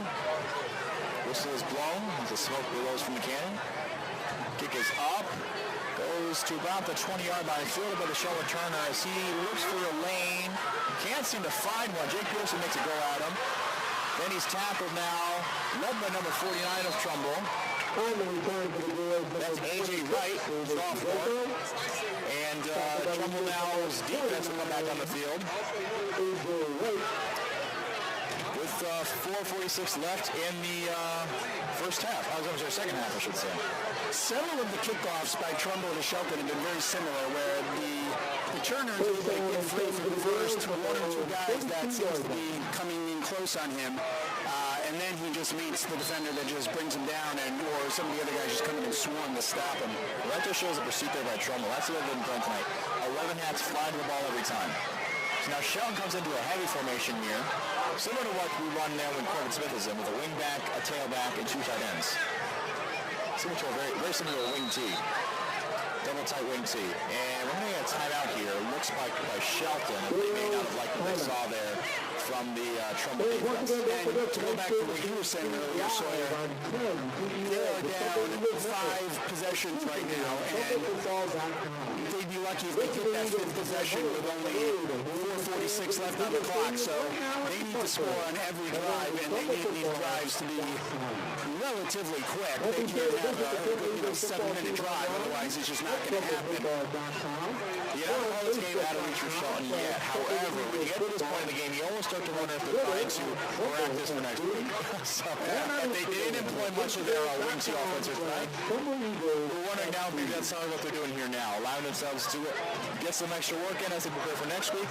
Not counting this game out of reach for them yet, but as we're down 5 possessions, with 4:46 left in the third quarter, and the way Trumble's been playing so far tonight, not letting up at all, it's hard to really envision in a scenario where they able to claw their way back in. However, Shelton will take over now in the near hash. Ball is snapped, running out to the left, looking for some space. None to be found as the Trumbull defense swarms again. We see Jordan Black in the ball, little, Matt Devlin and the rest of the Trumbull crew as they allow maybe a 1-yard gain. I love seeing some of my Hillcrest students coming out to the game. It's nice to see them without a mask on their faces, well, to see their faces. I love seeing, again, just like with the Tashua family, seeing this full community that's here. So it's great to see all the students from elementary schools, middle schools, and high schools coming out to cheer on the Eagles. There's a real town event here tonight. Like you mentioned before, Jeff, pretty much packed. I don't see many seats open as all. Even as Trumbull's up, no one's really left yet. So now Shelton on 2nd and long. Gets the snap, runs to the near sideline. Now looks to throw. Nothing going, but there is an open receiver, number 19, and he's tackled immediately by Owen Solano on a little bit of a tight end dump pass there, finding some openings there. Nice pickup there with a safety over the deep route. The shorter route kind of found its way open. Good catch there by Shelton, and they'll get a first down. First one in a while.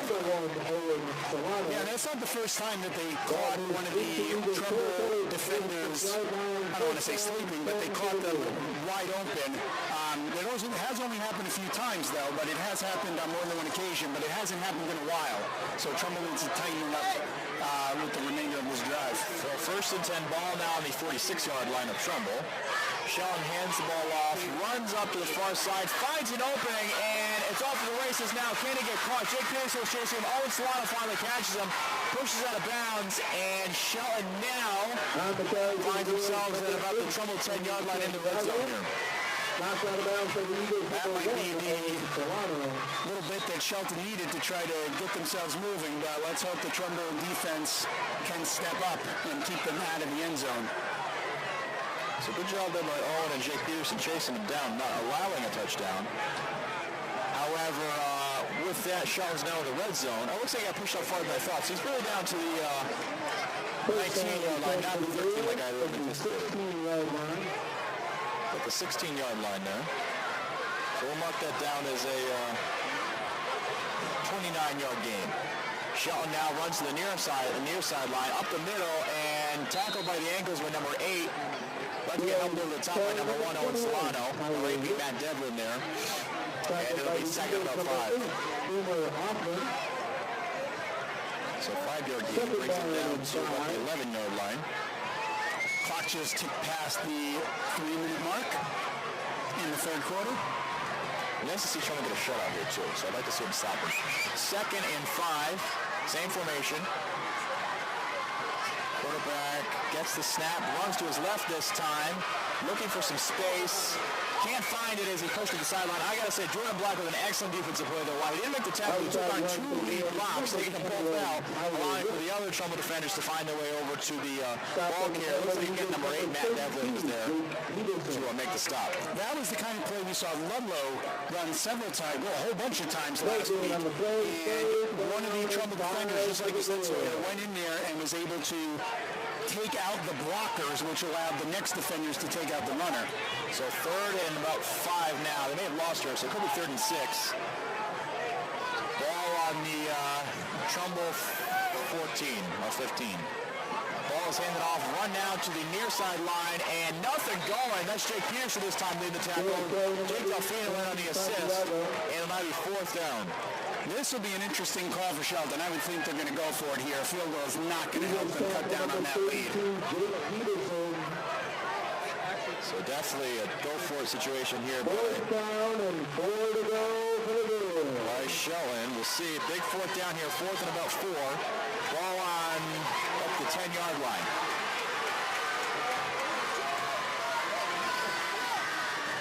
Hard count. Trumbull holds strong. Waiting for the call now from the sideline. Quarterback comes back. Ball is snapped, running to the near sideline, looking for some space, finds it, and pushes his way into the end zone for the first score there for Shelton. So the shutout by Trumbull is nullified. However, they still hold the lead 34-6. Yeah, I would love to have had the shutout, but I'll take the win. The Shelton student section, and there's a decent-sized student section that is here. They are now cheering. Very brightly colored shirts by the Shelton Gale fans. I see a lot of fluorescent green and fluorescent orange. I'm sure there was some sort of theme going on tonight for their student section. So it's up the extra point here to make it 34-7 in favor of Trumbull. Kick is up, and nice kick, and it is good there. Shelton is able to bounce his way over the fence towards the end zone, or towards the concession stand over there. And Trumbull now will get a chance to get the ball back. I'd make a mention here that the return team has had issues recovering onside and squib kicks. They're going to have their heads up at the now, as I'm sure Shelton's aiming to do one now. Definitely in this situation, they need the ball back as many times as they can. So down 4 scores, a minute 39 remaining in the third quarter. So yeah, you definitely need to be on onside alert for this one. Definitely. So Trumbull now will take back the ball as their kick return team comes on the field. Back to return deep is number 5, Corbin Smith, and number 1, Owen Solano. And we'll see what Shelton has to do here, whether they kick it deep or if they decide to shorter kick, perhaps attempting it onside. Whistle is blown. And Shelton does kick it deep. Surprising strategy as Corbin Smith gets set to return. Corbin takes the ball, runs up the middle, and does some spin. Won't go down. Eventually does, but after an excellent return all the way to the 35-yard line. That's about a 35-yard return. Sometimes they think he's got Crisco on his jersey because the way that they get their hands on him, but they can't bring him down.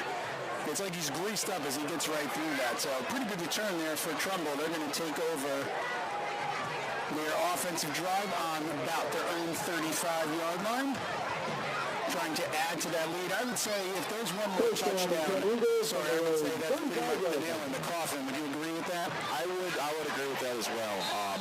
But again, it'd be nice if Trumbull, as awesome as it's been to see these explosive plays, that they can work their way down the field and score. That would be even better there and take off more time off this clock. Yeah, I would definitely say that the clock is what they need to run out mostly. Ball in the far hash. Agosti hands the ball off to Tuccinardi, and he's tackled immediately. Nothing there. Sheldon seems to wake it up now. After that last Trumbull touchdowns, they're able to score on their drive and then also stop Trumbull here on this possession on that first play. So Tuccinardi went down hard, but he got right back up, which is good. And just like you're saying, that play was one of those ones where it's designed to keep the clock moving. Yeah, so we're probably going to find, hopefully at the end of this position, at least the end of the third quarter. And we'll see what Trumbull decides to drop here. 3 receivers to the near side, 1 to the far. Agosti and a quarterback. Agosti drops back the pass, looks to throw. Fires out to number 1, Owen Solano, who makes a nice catch. Is pushed out of bounds, so it'll stop the clock. But it's a gain of about 6, and it'll be another down here for Trumbull. So 3rd and short, and just like you said several times tonight, when it's 3rd and short, it gives you a lot of options on the type of play that you want to run. It sure does. The play book certainly opens up. You can take a deep shot here if you're willing to go for it. I'd be surprised if Trumbull was. But again, they can do a run, a draw, screen. Looks like they're going to go in with the Corbin Smith offense here, which is usually run-centric. However, we have seen that Corbin is capable of throwing, as we saw last week with his fake punt attempt. So there's nothing Corbin really can't do. So we'll see what they decide to go with here. But again, regardless, they're probably going to get the clock running again off this play. So 3rd and about 4. Corbin gets the snap, runs to his right, looks for an opening, and is tripped up. Good play with a Shelton defense. He only gains about 2. And barring a timeout, looks like that'll get us close to the end of the third quarter here. As 40 seconds play clock, only 31 left on the game clock there. And the snap clock has just started right now. So you had called him earlier, Mr. Everything. I'm going to give you the opportunity. Is that going to be his official nickname for the season? Well, you know what, Jim? We're going to fly decisions. I can't totally say. I'll just speak. You want to work on it a little bit? Work on it a little bit. We may come back to it, but I'll have to draft something this week in preparation for our next game. But I like my Marsh's Monsters. I'm going to give you the opportunity to come up with his nickname. That's fair. We'll think of something clever. We may end up going with that one, but for now, that's what we're going to stick with. But yeah, he really is able to pull off just about everything. Offense, defense, special teams. He really plays all the athletes. And with that, that'll end on third quarter. We're going to take a break. This is First Select and Vicky Tassaro, and you are listening to 10, the Trumbull Eagles Network. And for today's STEM tip, okay, no recycling is important. No one wants plastic in the ocean. Here's a cool way to repurpose a plastic bottle. Build an awesome terrarium. Cut a large plastic bottle in half and fill the base with sand, pebbles, potting soil, and your favorite plant. I chose an African violet. Put the top of the bottle over the base and place it in the sun. The plant will grow sealed in its own ecosystem. Fun, right? Learn more at She Can STEM. A message from the Ad Council. And we welcome you back here to McDougal Stadium as the Trumbull Eagles have taken on the Shelton Gale on this beautiful Friday night. A little colder than we've had recently, Jeff, so we're going to see autumn coming to play. Trumbull is with the lead 34-7 as they're set to punt the ball now. End of the third quarter, beginning of the fourth coming up. According to the weather channels, 52 degrees here in Trumbull, but this is good October 1st weather, and I'd also like to give a shout out. Tonight is actually my mom's 75th birthday, so happy birthday to my mom, Bonnie. We're going to go out for a nice dinner tomorrow in Shelton, by the way, so I will be wearing a Trumbull football shirt. There you go. I'm sure we care for that, Jeff. Tonight, who knows if you'll be as welcome, but happy birthday to you, brother. We're excited to hear that. Ball is snapped. Corbin set to punt. Punt is up. Good kick as it soars up high. Fair catch called by the Shelton return. That's number 2. And Shelton's offense will take over again now. Ball on the 24-yard line. All right, so the interesting scene now in the fourth quarter, down 35-7. You would think Shelton's going to start putting the ball up in the air and going for more than short passes. They don't have much choice now, so it'll be interesting to see the play calls, or are they just in the mindset that this game's out of reach, we're just going to play it careful and conservative. Yeah, I'm curious to see myself, Jeff, what they decided to do. They had a lot of success running the ball last time. Actually, it felt relatively short drive considering the play calling style they went with, and they did score, so we'll see what we go with here. Looks like they're employing a more traditional set. 3 receivers now the far side. Quarterback gets the snap, runs up to the left, and tackled this time quickly by Cooper Day as he gets in there. Immediately assisted then by Jordan Black and Jack Derlin off the play. Good start there for this defensive drive here for Trumbull. Cooper Dayton's had a lot of big stops so far tonight, some big significant play stops. And that's what we need there from our D-line, a big, aggressive D-lineman stepping in. Cooper Dayton's name has been said a lot. We've had Xavier Richardson, another one, and even Dylan Moran, and of course our linebackers have been playing huge as well. So now, quarterback in for Shelton. Steps back, looks to throw, rolls to his right, now looking again, throws deep again, this time looking for his running back on a wheel route. Jack Derlin stuck with him, however, as it falls incomplete. Third and long now for Shelton. The receiver did have Derlin beat, so if that was a little bit better of a pass, he would have taken it to the house. Trumbull dodges a bullet there. It's going to be 3rd and 12. And they look to the right, they're going to push down. Trumble's defense has held well on 3rd down. I don't know the stat off the top of my head, but I can't imagine it's a very good percentage here for Shelton as they've been trying to convert. But we'll see Trumbull trying to stop him here again.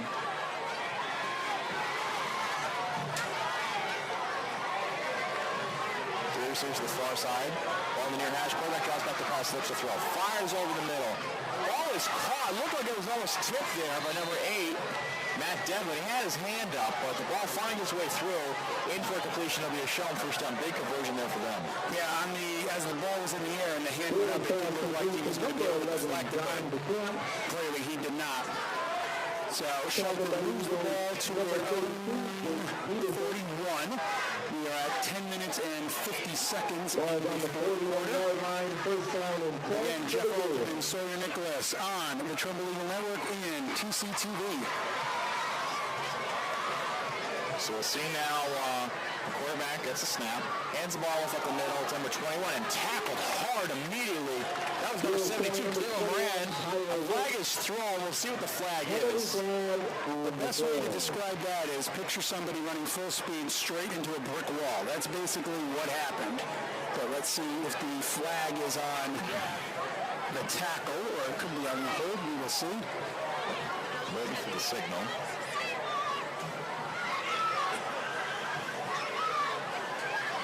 Warning being given, it looks like, to one of the players for Trumbull. And it looks like it's on Trumbull, unsportsmanlike conduct against the Eagles. Not something you need to do here, especially with a lead like this, Jeff. Might have said something a little too colorful that the officials did not appreciate. So I want to push the ball forward here for Shelton and give them another first down. And Coach Petrossi is looking for an explanation. He's walking out to talk to the head referee. You can tell Coach Petrossi has got a good relationship with the officials when he's talking to the referee with his hand on the center of his back and he pats him as the referee walks away. So maybe there's a good explanation there by the referee that convinced Coach Petrossi. Regardless, he said something naughty. Yep, went down. So now Shelton will take over again now, this time on Trumble's side of the field. Quarterback drops back to pass, looks to throw, fires out to the flat. Receiver is open, he's looking for some space, doesn't find any. As looks like the ball is stripped out. Are they going to say he's down? He was. Matt Devlin had his hands in there as he ripped the ball out. Looks like the Shelton defender receiver was down beforehand, but nice play there by the Trumbull defense. Devlin and Derling were both there when the catch was made. And if that was one-of-one, the receiver might have been able to do a little jig move and get past him. But since there were two of them, he couldn't go to either direction. They were to stop him and make sure he didn't go any further. Some nice play there by Jack Derling and Matt Devlin. As Shelton now takes over 2nd and 5, ball in the near hash, two receivers either side, running back is lined to the right of the quarterback. The quarterback sends the receiver in motion, cross to the right. Quarterback drops back to pass, looks for flag is thrown. Ball thrown over the middle of the field, and it is caught. Big catch there. I'm sorry, incomplete. Ball falls down. Big play there by Jordan Black as he knocked it out. We'll see what the flag is. It looks like it's going to be a holding call there, Jeff. It looks like it's declined by Trumbull, however. It's on Shelton. Whatever the penalty was, it is declined by Trumbull, as the penalty was on Shelton to take the down and be 3rd and 5. That is not an emotion I'm familiar with. What means they declined it. Okay. No, that part I know, but the first part I know. He was saying. I didn't see that, I'm sorry. No, I know that, but he almost did that twice. I was a little confused. All right, so now Trumbull's defense gets another chance here to make a stop on 3rd down. 9:15 left after the stoppage in the clock. Now, why would you think they would have declined that? It's only 3rd down. So I'm guessing they want the down. So I'm assuming the penalty maybe was not holding. Maybe it was not significant yardage, and they prefer to have the down as opposed to the yardage that was associated with it. So now in your defense. Exactly. So now Shelton will take over 3rd and 5. Quarterback drops back to pass. Looks to throw. Fires up the flat. Caught again. He cuts his way at the field and hit out of bounds by number 12 for Trumbull. That's just going to ease each into the game. Knocked out of bounds for Eagles number 12, Justin McGee. So ball is out to the 25-yard line now. 23-yard line. 23-yard line of the Eagles. About a moderate gain. So after that 16-yard gain, Shelton take over again. Shelton's defense needs to find a little better footing here as they try to keep Shelton out of the end zone good. Shelton gets the snap, drops back to pass, looks to throw. Waiting, fires out deep. Ball hits the turf, incomplete. Good defense there by Jack Derling. As it will be 2nd and 10. 8:59. Trumbull watching that clock, looking for as many tick-tick-ticks as they can to run that clock down. So 2nd and 10 now, ball on the 23-yard line for the Gales. Trumbull in their new black jerseys tonight, black with white numbering, and they got that gold logo with the eagle on the sleeve. It's a very sharp-looking jersey. I was going to mention that. They look very, very nice tonight. Rocking those white helmets, 3rd year now with the helmet change. Shelton with 4 hash, 2 receivers either side. Quarterback drop back the pass, looks to throw. Has time, fires over the middle, and it is back. batted down by Justin Delaney. Ball's a little in front of the receiver, but good play there by Delaney. He stays in front of the receiver, now allowing the completion and bats it down for another third down. The Trumbull defender had the best shot at the ball over the Shelton receiver. He almost looked like he had a chance to pick it himself, but he chose the high percentage play there and knocked it down for an incompletion. So now it'll be with 8:53 left, little out-of-town scoreboard. I know you'd like to do this, Jeff. We'll mention Daniel is up against Newville for 28. That's another two towns very close to each other like Shelton. They're where they get to play each other. Yeah, so interesting matchup. The Shelton is third down. Starts at the pass, looks to throw. Is pressure, fires over the middle, overthrown for his intended receiver, incomplete. Pressure applied by number 72, Dylan Moran. I think that impacted there the play as the quarterback tried to throw the ball to a receiver who was open, but the ball is incomplete. They'll be fourth down. Yeah, he came in nearly untouched, which is going to force the quarterback to throw the ball earlier than he wants to throw it, and without having time to get set and throw it exactly at the time that he wants, is going to pressure him, and hoping he would have made an even bigger mistake, but at least it was incomplete. So now it's 4th and 10. Desperation mode here for Shelton as they look for an opportunity to convert here. Trumbull's defense trying to stop him. Ball is snapped. Quarterback looks to throw. Waiting. Fires it deep and out of bounds. Looks like there's some miscommunication there by the quarterback. They look for a way to get it out to the receiver. Was unsuccessful in doing so. And Trumbull now will take over with 8:41 left in the fourth quarter here. And it looks like Hunter and most of the regular offense is coming out. I would think that you're going to see a lot of running plays on this drive to keep the clock moving. Which would be nice if Trumbull can get a couple first downs to really milk this clock down and find a way to get out of here. But two receivers to either side. Agassi in a quarterback, and it's Nick Cucciari in a running back. Agassi gets a snap, looks to throw, fires it out to Ben Carley on the tight end screen. Ben Carley finds a way in the middle.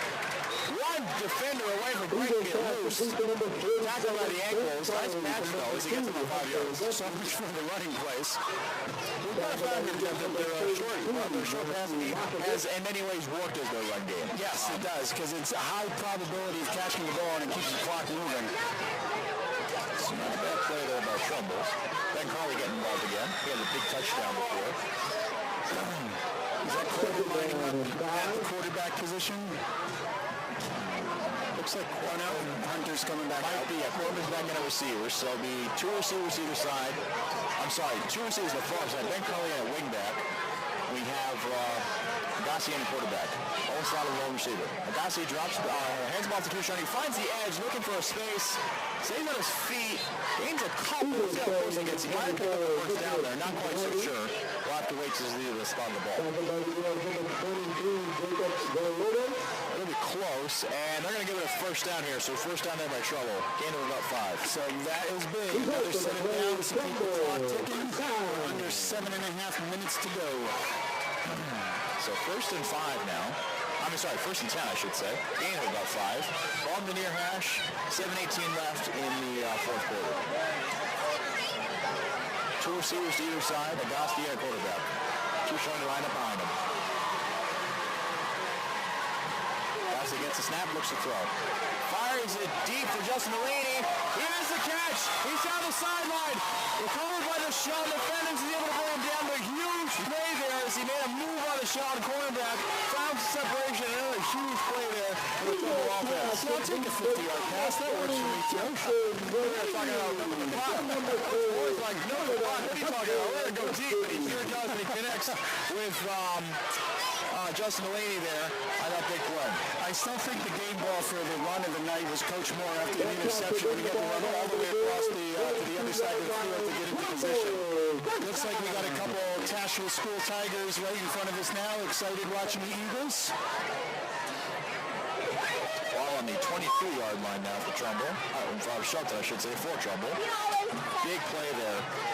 And the connection from Agassi to Delaney. So Agassi in a quarterback, flanked by two fullbacks. Two starting behind, Corbin's behind him. Corbin Smith gets the handoff, runs to the far sideline.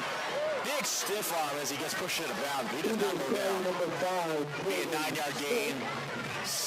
And the clock looks like it stays running. So the second and 1. Trumbull just looking to add on to that lead, but more importantly, run this clock down. So Trumbull will take a 2nd and 7 here, I should say. Gain of about 7. That's before, 2nd and 3, I should say. Gain of about 7. As opposed to 9 is what I previously thought. 5:45 now left in the fourth quarter. Agassi in a quarterback. Agassi gets a snap, hands off to Corbin Smith. Corbin Smith up the middle, finds an opening, big crease, stays on his feet, pushes forward, and is eventually dragged down after a big gain of about, let's say, 15 there. And it brings us down to the Trumbull, or the Shelton, about 4-yard line or 3-yard line. Not that this game wasn't already busted wide open. Wasn't really much in doubt, especially with 5 minutes to go in the game here. But this is something, you want to put these points up so that way when people look in the newspaper tomorrow morning and see that score even bigger than it is right now, Trumbull's making a mark for themselves. Well, I think Trumbull's trying to make a statement here against the top 10 team in the state that they are including that discussion as they're trying to go here. Corbin Smith gets a handoff, runs up the middle, flag thrown, gain of nothing there. And it's going to be against Trumbull, so the call is... Clocks should stay running once the whistle blows again. And if Shelton accepts, it will still remain first down. Looks like Shelton is going to accept. It's a holding call against Trumbull. So remain first down. 4:49 now left in the fourth quarter. As Trumbull tries to salt this clock away. See if they stick with the heavy run formation they employed previously. They decide to go more of a spread attack as they find a way to get in the end zone. Looks like they're going to stick with their heavy run formation here as they continue to travel in the clock. Clock is running now with 4:30 left in the fourth quarter. Jordan Black goes in motion. Toss out to Corbin Smith, and whistle is blown. Let's see what the illegal motion. False start by Trumbull. That was blown immediately before they even were able to get run the play. So that pushes Trumbull back again. Now it's first and goal, ball at the 20-yard line. So first and very long for Trumbull, but again, they need to just keep that clock moving. Which is what will happen now. So now 4:21 and counting. First down, so they got at least 4 more plays here as they attempt a chance to score. Coach Pledge, okay, we have you about the 2 straight penalties, however, as they had a chance to blow it up over 40 had they opportunity to score a little closer. And even being up by that much, you know he's still going to be upset with those penalties. He wants perfection every play. Toss out to Corbin Smith as he looks for the edge, finds it, cuts up the middle, keeps going towards the end zone. Can he make it? And he does! Unbelievable! Corbin Smith found the sideline, ran up the middle. No one can tackle him as he pulls his way forward with the finish taking over his back and scores another touchdown. Unbelievable, Jeff. When it rains, it pours. He doesn't just score touchdowns. He raises it to an art form in tonight's game. Unbelievable. Excellent play there by Corbin Smith. What a night for him. As with 3:49 left, Trumbull scores again. Score is now 40-7 in favor of them. As Corbin Smith gets a chance now to attempt another extra point. I've enjoyed hearing our touchdown song jump around so many times tonight.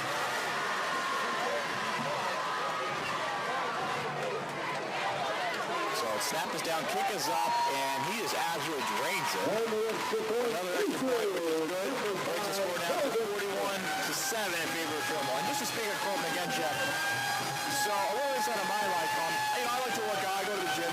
I'll go to the gym before I go to work. So I get there around 5 o'clock or so. I see Corbin Smith there 3 or 4 times a week, the same time as me. So he goes there before school on occasion. So I mean, just a kid, as talented as he is, the work he puts in is unbelievable. I mean, just really something special. I'm happy to see how he's doing so good tonight. That's someone that's dedicated, and you can see he's willing to put the effort into it, and that's why he's doing what he's doing on the field, because he's working so hard in all the aspects of his game. Not just talented, but man, is he also gifted.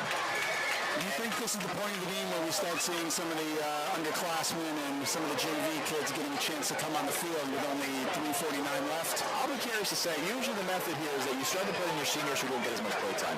From there forward, you kind of work in juniors, you want to get some time in, anticipating them for next year, and then only at major blowouts do you decide to see the, some of the lesser-known players make an appearance. But I'd be interested to see here, Jeff. I'm curious myself as to find out what happens. A chance to see some of the non-starters on the field is what I was trying to say. And I'd like to see them get a chance on the field. And you want to keep your starter, you want to keep everyone healthy, obviously, but you want to keep your starters healthy because you still got some big games left. Of course, yes. We'll see what I'm going for.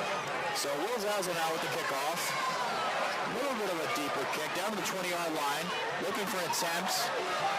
Finding an opening, looking to the near far sideline now, and he's brought down by a gaggle of Trumbull defenders. There's a flag on the play. Looks like it's a block in the back there by Shelton, pushing back. Block in the back against the Wheels. Return to the Wheels by number 26, David Jacob. So that'll push it back here. We'll see the 1-yard line. So push him out deep in their own territory, it appears. And it looks like most of the Trumbull starters are coming back on the field here, Jeff. So Coach Petrasha keeping the gas in the pedal with 3:39 left in the fourth quarter. Yeah, interesting call, but he's done that in the past. It's, you would expect him to start putting in some of the non-starters, but in other games where Trumbull's been up a whole bunch, he tends to keep the starters out there. You wonder maybe just because someone like, they're on defense now, but on offense, some of the starters that might be juniors that don't have varsity experience, he wants to keep them out there. Who knows his thoughts? So Sean employing their heavy run scheme here, and we're going to get a timeout. I'm guessing it's by Trumbull. They were trying to do some substitutions. Couldn't quite get the right group out there that they wanted, but they have the timeouts to spare, so they'll go ahead and do that. So 3:39 left. Trumbull up big, 41-7 against the number 7 ranked Shelton Gales in the game time CT poll. Trumbull, Trumbull, a real statement here. You gotta like what you've been seeing so far. I like how you said that. Yes, they are definitely making a statement. The Ludlow game was just an insane ending, but they came out with the win. The game at Staples was one interception away from Trumbull going up and winning that game. So making the statement in this game, this season is a whole new ball game now with this win. Oh, it certainly is, though, Jeff. And we get Westfield next week and then Greenwich again after that. So a chance for 2 more FCI victories. Should they be able to pull it off heading into the midseason point at 4-1, 5-1 at that point, would be huge in the standings here. Because we look at the playoffs, it's usually about 7-3, ideally 8-2 gets you in the playoffs. But you want to get the highest seed you can to allow a home playoff game as well as opportunities there to advance the playoffs a little better.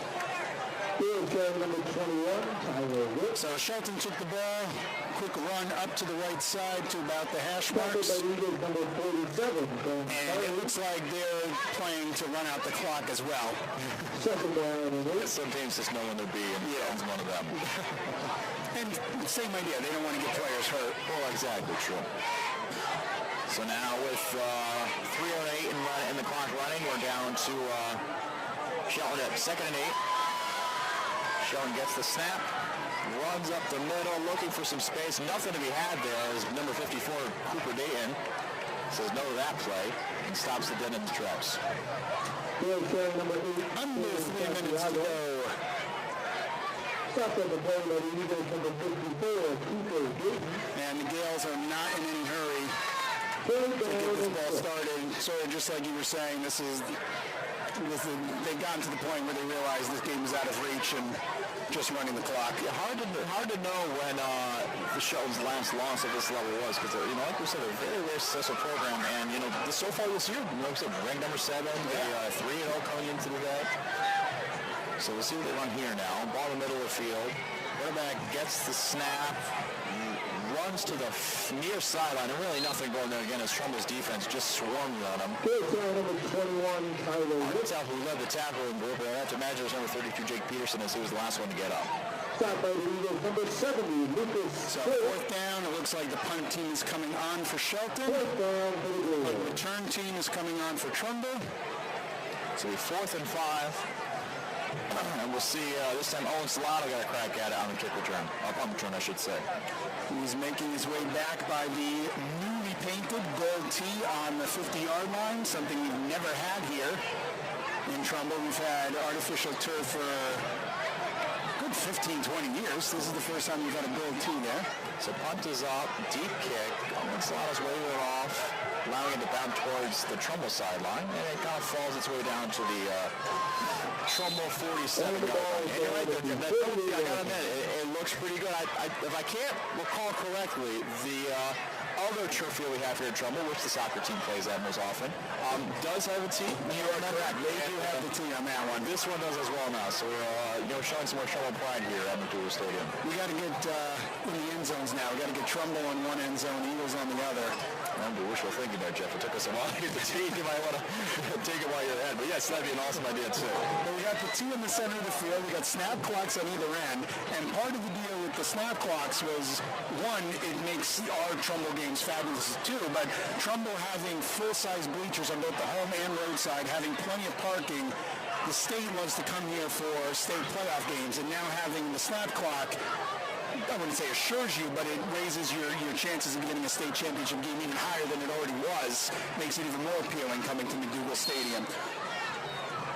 So the 1:21 left in the fourth quarter. We'll see who's in there at, I think Magic Trumbull needs it here, if I had to say, Jeff. Being that Shelton, it wouldn't appear as though they were going to call any timeouts, and it looks like that's the formation that they take. Hunter Gossi in the quarterback, flanked by Jake Peterson and Jordan Black. Well, the snap, I take it back. He hands it off to Corbin Smith, who just kind of falls forward there for a gain of nothing, and that'll help us our clock run down here. Yeah, that was a design play. He just went in and took a knee, and the players on both sides realized that we're just running the clock down. So the gain of William T. Lynch reports to the press box for lost debit card. William T. Lynch, please report to the press box. See now what they drop here. On second down, I imagine something of a similar or perhaps a need here. Just an announcement, somebody lost a debit card in the stadium. Sorry, you're going to borrow it and get anything on Amazon? No, I can think of myself as a pretty ethical person, Jeff. I'd probably turn that in. Tempting offer you got to give me. Tempting offer. And it looks like we will get it ready for victory formation there as Hunter Augusta waits for the snap. Then the play clock, which rolls down to 5. He takes the snap and takes the knee, and that'll probably be our last play of the game.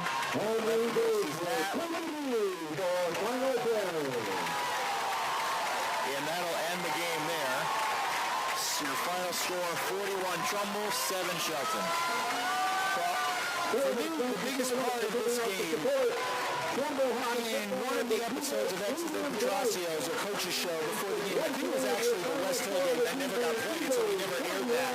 One of the things Coach Petrasio said was, after we lost the Staples, this program needs to get a win against the team that we're not supposed to win against. And I think he said so many times that we need one of those major wins, one of those statement wins.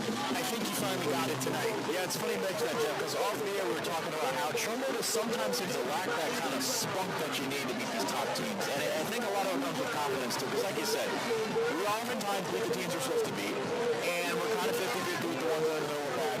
And then we oftentimes lose the ones that we're kind of expected to lose to. But tonight, a team that's top 10 in the state, we're beating one of the top FCS schools, and we just totally gave it to them, which is awesome. Every aspect of our game really came forward here. I mean, Corbin Smith played lights out. We had defense with an excellent game as they stopped the Shelton rushing attack. Our offense was flowing easily, especially from the first get-go when we had our short passing game to tackle them. And then we even had some deep passes, too, finding Josh Laney over the top. And Owen Slaughter had some big plays. So really, tonight was just a good statement win for Trumbull. And I'm hoping that you're right there, Jeff. It'll start to kind of change the culture there with this. And that Trumbull can hang with the best team in the state, and this is proof of it here. Yeah, so Hunter Augusta, going with your stats order, is 20 of 28, 354 yards and 3 touchdowns. Corbin Smith, 7 carries, 52 yards and 2 touchdowns. And Corbin Smith receiving 6 receptions, 178 yards and 2 touchdowns. So Hunter Augusta, over 300 yards in every game so far this season for the Trumbull Eagles. I would say the offense stepped it up big time and made some really, really big plays always some razzle-dazzle type things, especially by Corbin, possibly Mr. Everything. We'll get the official nickname next week from you. But the part that really stood out, as good as the offense was tonight, the defense was lights out in every facet of the game. They were just great all around. They stopped the run. They stopped the pass. They gave up a couple little things here and there, but they stopped pretty much everything consistently. I think the defense for me was the key to the game. You're absolutely right, Jeff. It's something that we kind of haven't seen so far yet this year. Shelton and, Ludlow and Staples both had quite a bit of success moving the ball against Trumbull. Trumbull was a bend-don't-break approach. Tonight they were just a don't bend at all. They really just didn't allow anything to come forward. And our offense, too, as much as we talk about Corbin Smith and how fantastic he was, which he was, the fact that we were to get so many other players involved, too. We had Nick Shushari's name called. Owen Solano had some huge plays. Justin Laney's had some huge plays. And even Ben Carley found his way into the end zone tonight. Just the amount of depth we have here as far as playmakers go. And the Hunters seem to be getting more comfortable now getting the ball into those players' hands, taking what the defense gives you, and allowing those players to make these plays that we know they're capable of. Yeah, so next week's game is the makeup of the West Hill game from a couple weeks ago that got postponed because of some positive COVID tests on the West Hill side. So the game was originally scheduled for Friday night at 7 o'clock. West Hill had asked that the game get moved to Saturday. So I believe as of right now, the West Hill game next week is here in McDougal Stadium in Trumbull, is going to be at noon. There is a chance it might get bumped into the evening. We'll keep you posted when we hear. But that will be our next time on the air with Sawyer and myself. So Sawyer, any last minute thoughts you'd like to add to this huge win by the Eagles? After I am excited to see what they have left at the store. Big win here. Definitely going to shake up some of the state rankings, and I'm excited to see what Trumbull falls here going forward in the season. Okay, so final score here at McDougal Stadium. The Trumbull Eagles take down the number 7 ranked Shelton Gales of the Southern Connecticut Conference by a score of 41-7. For Sawyer Nicholas, this is Jeff Alterman signing off on TCTV and the Trumbull Eagle Network.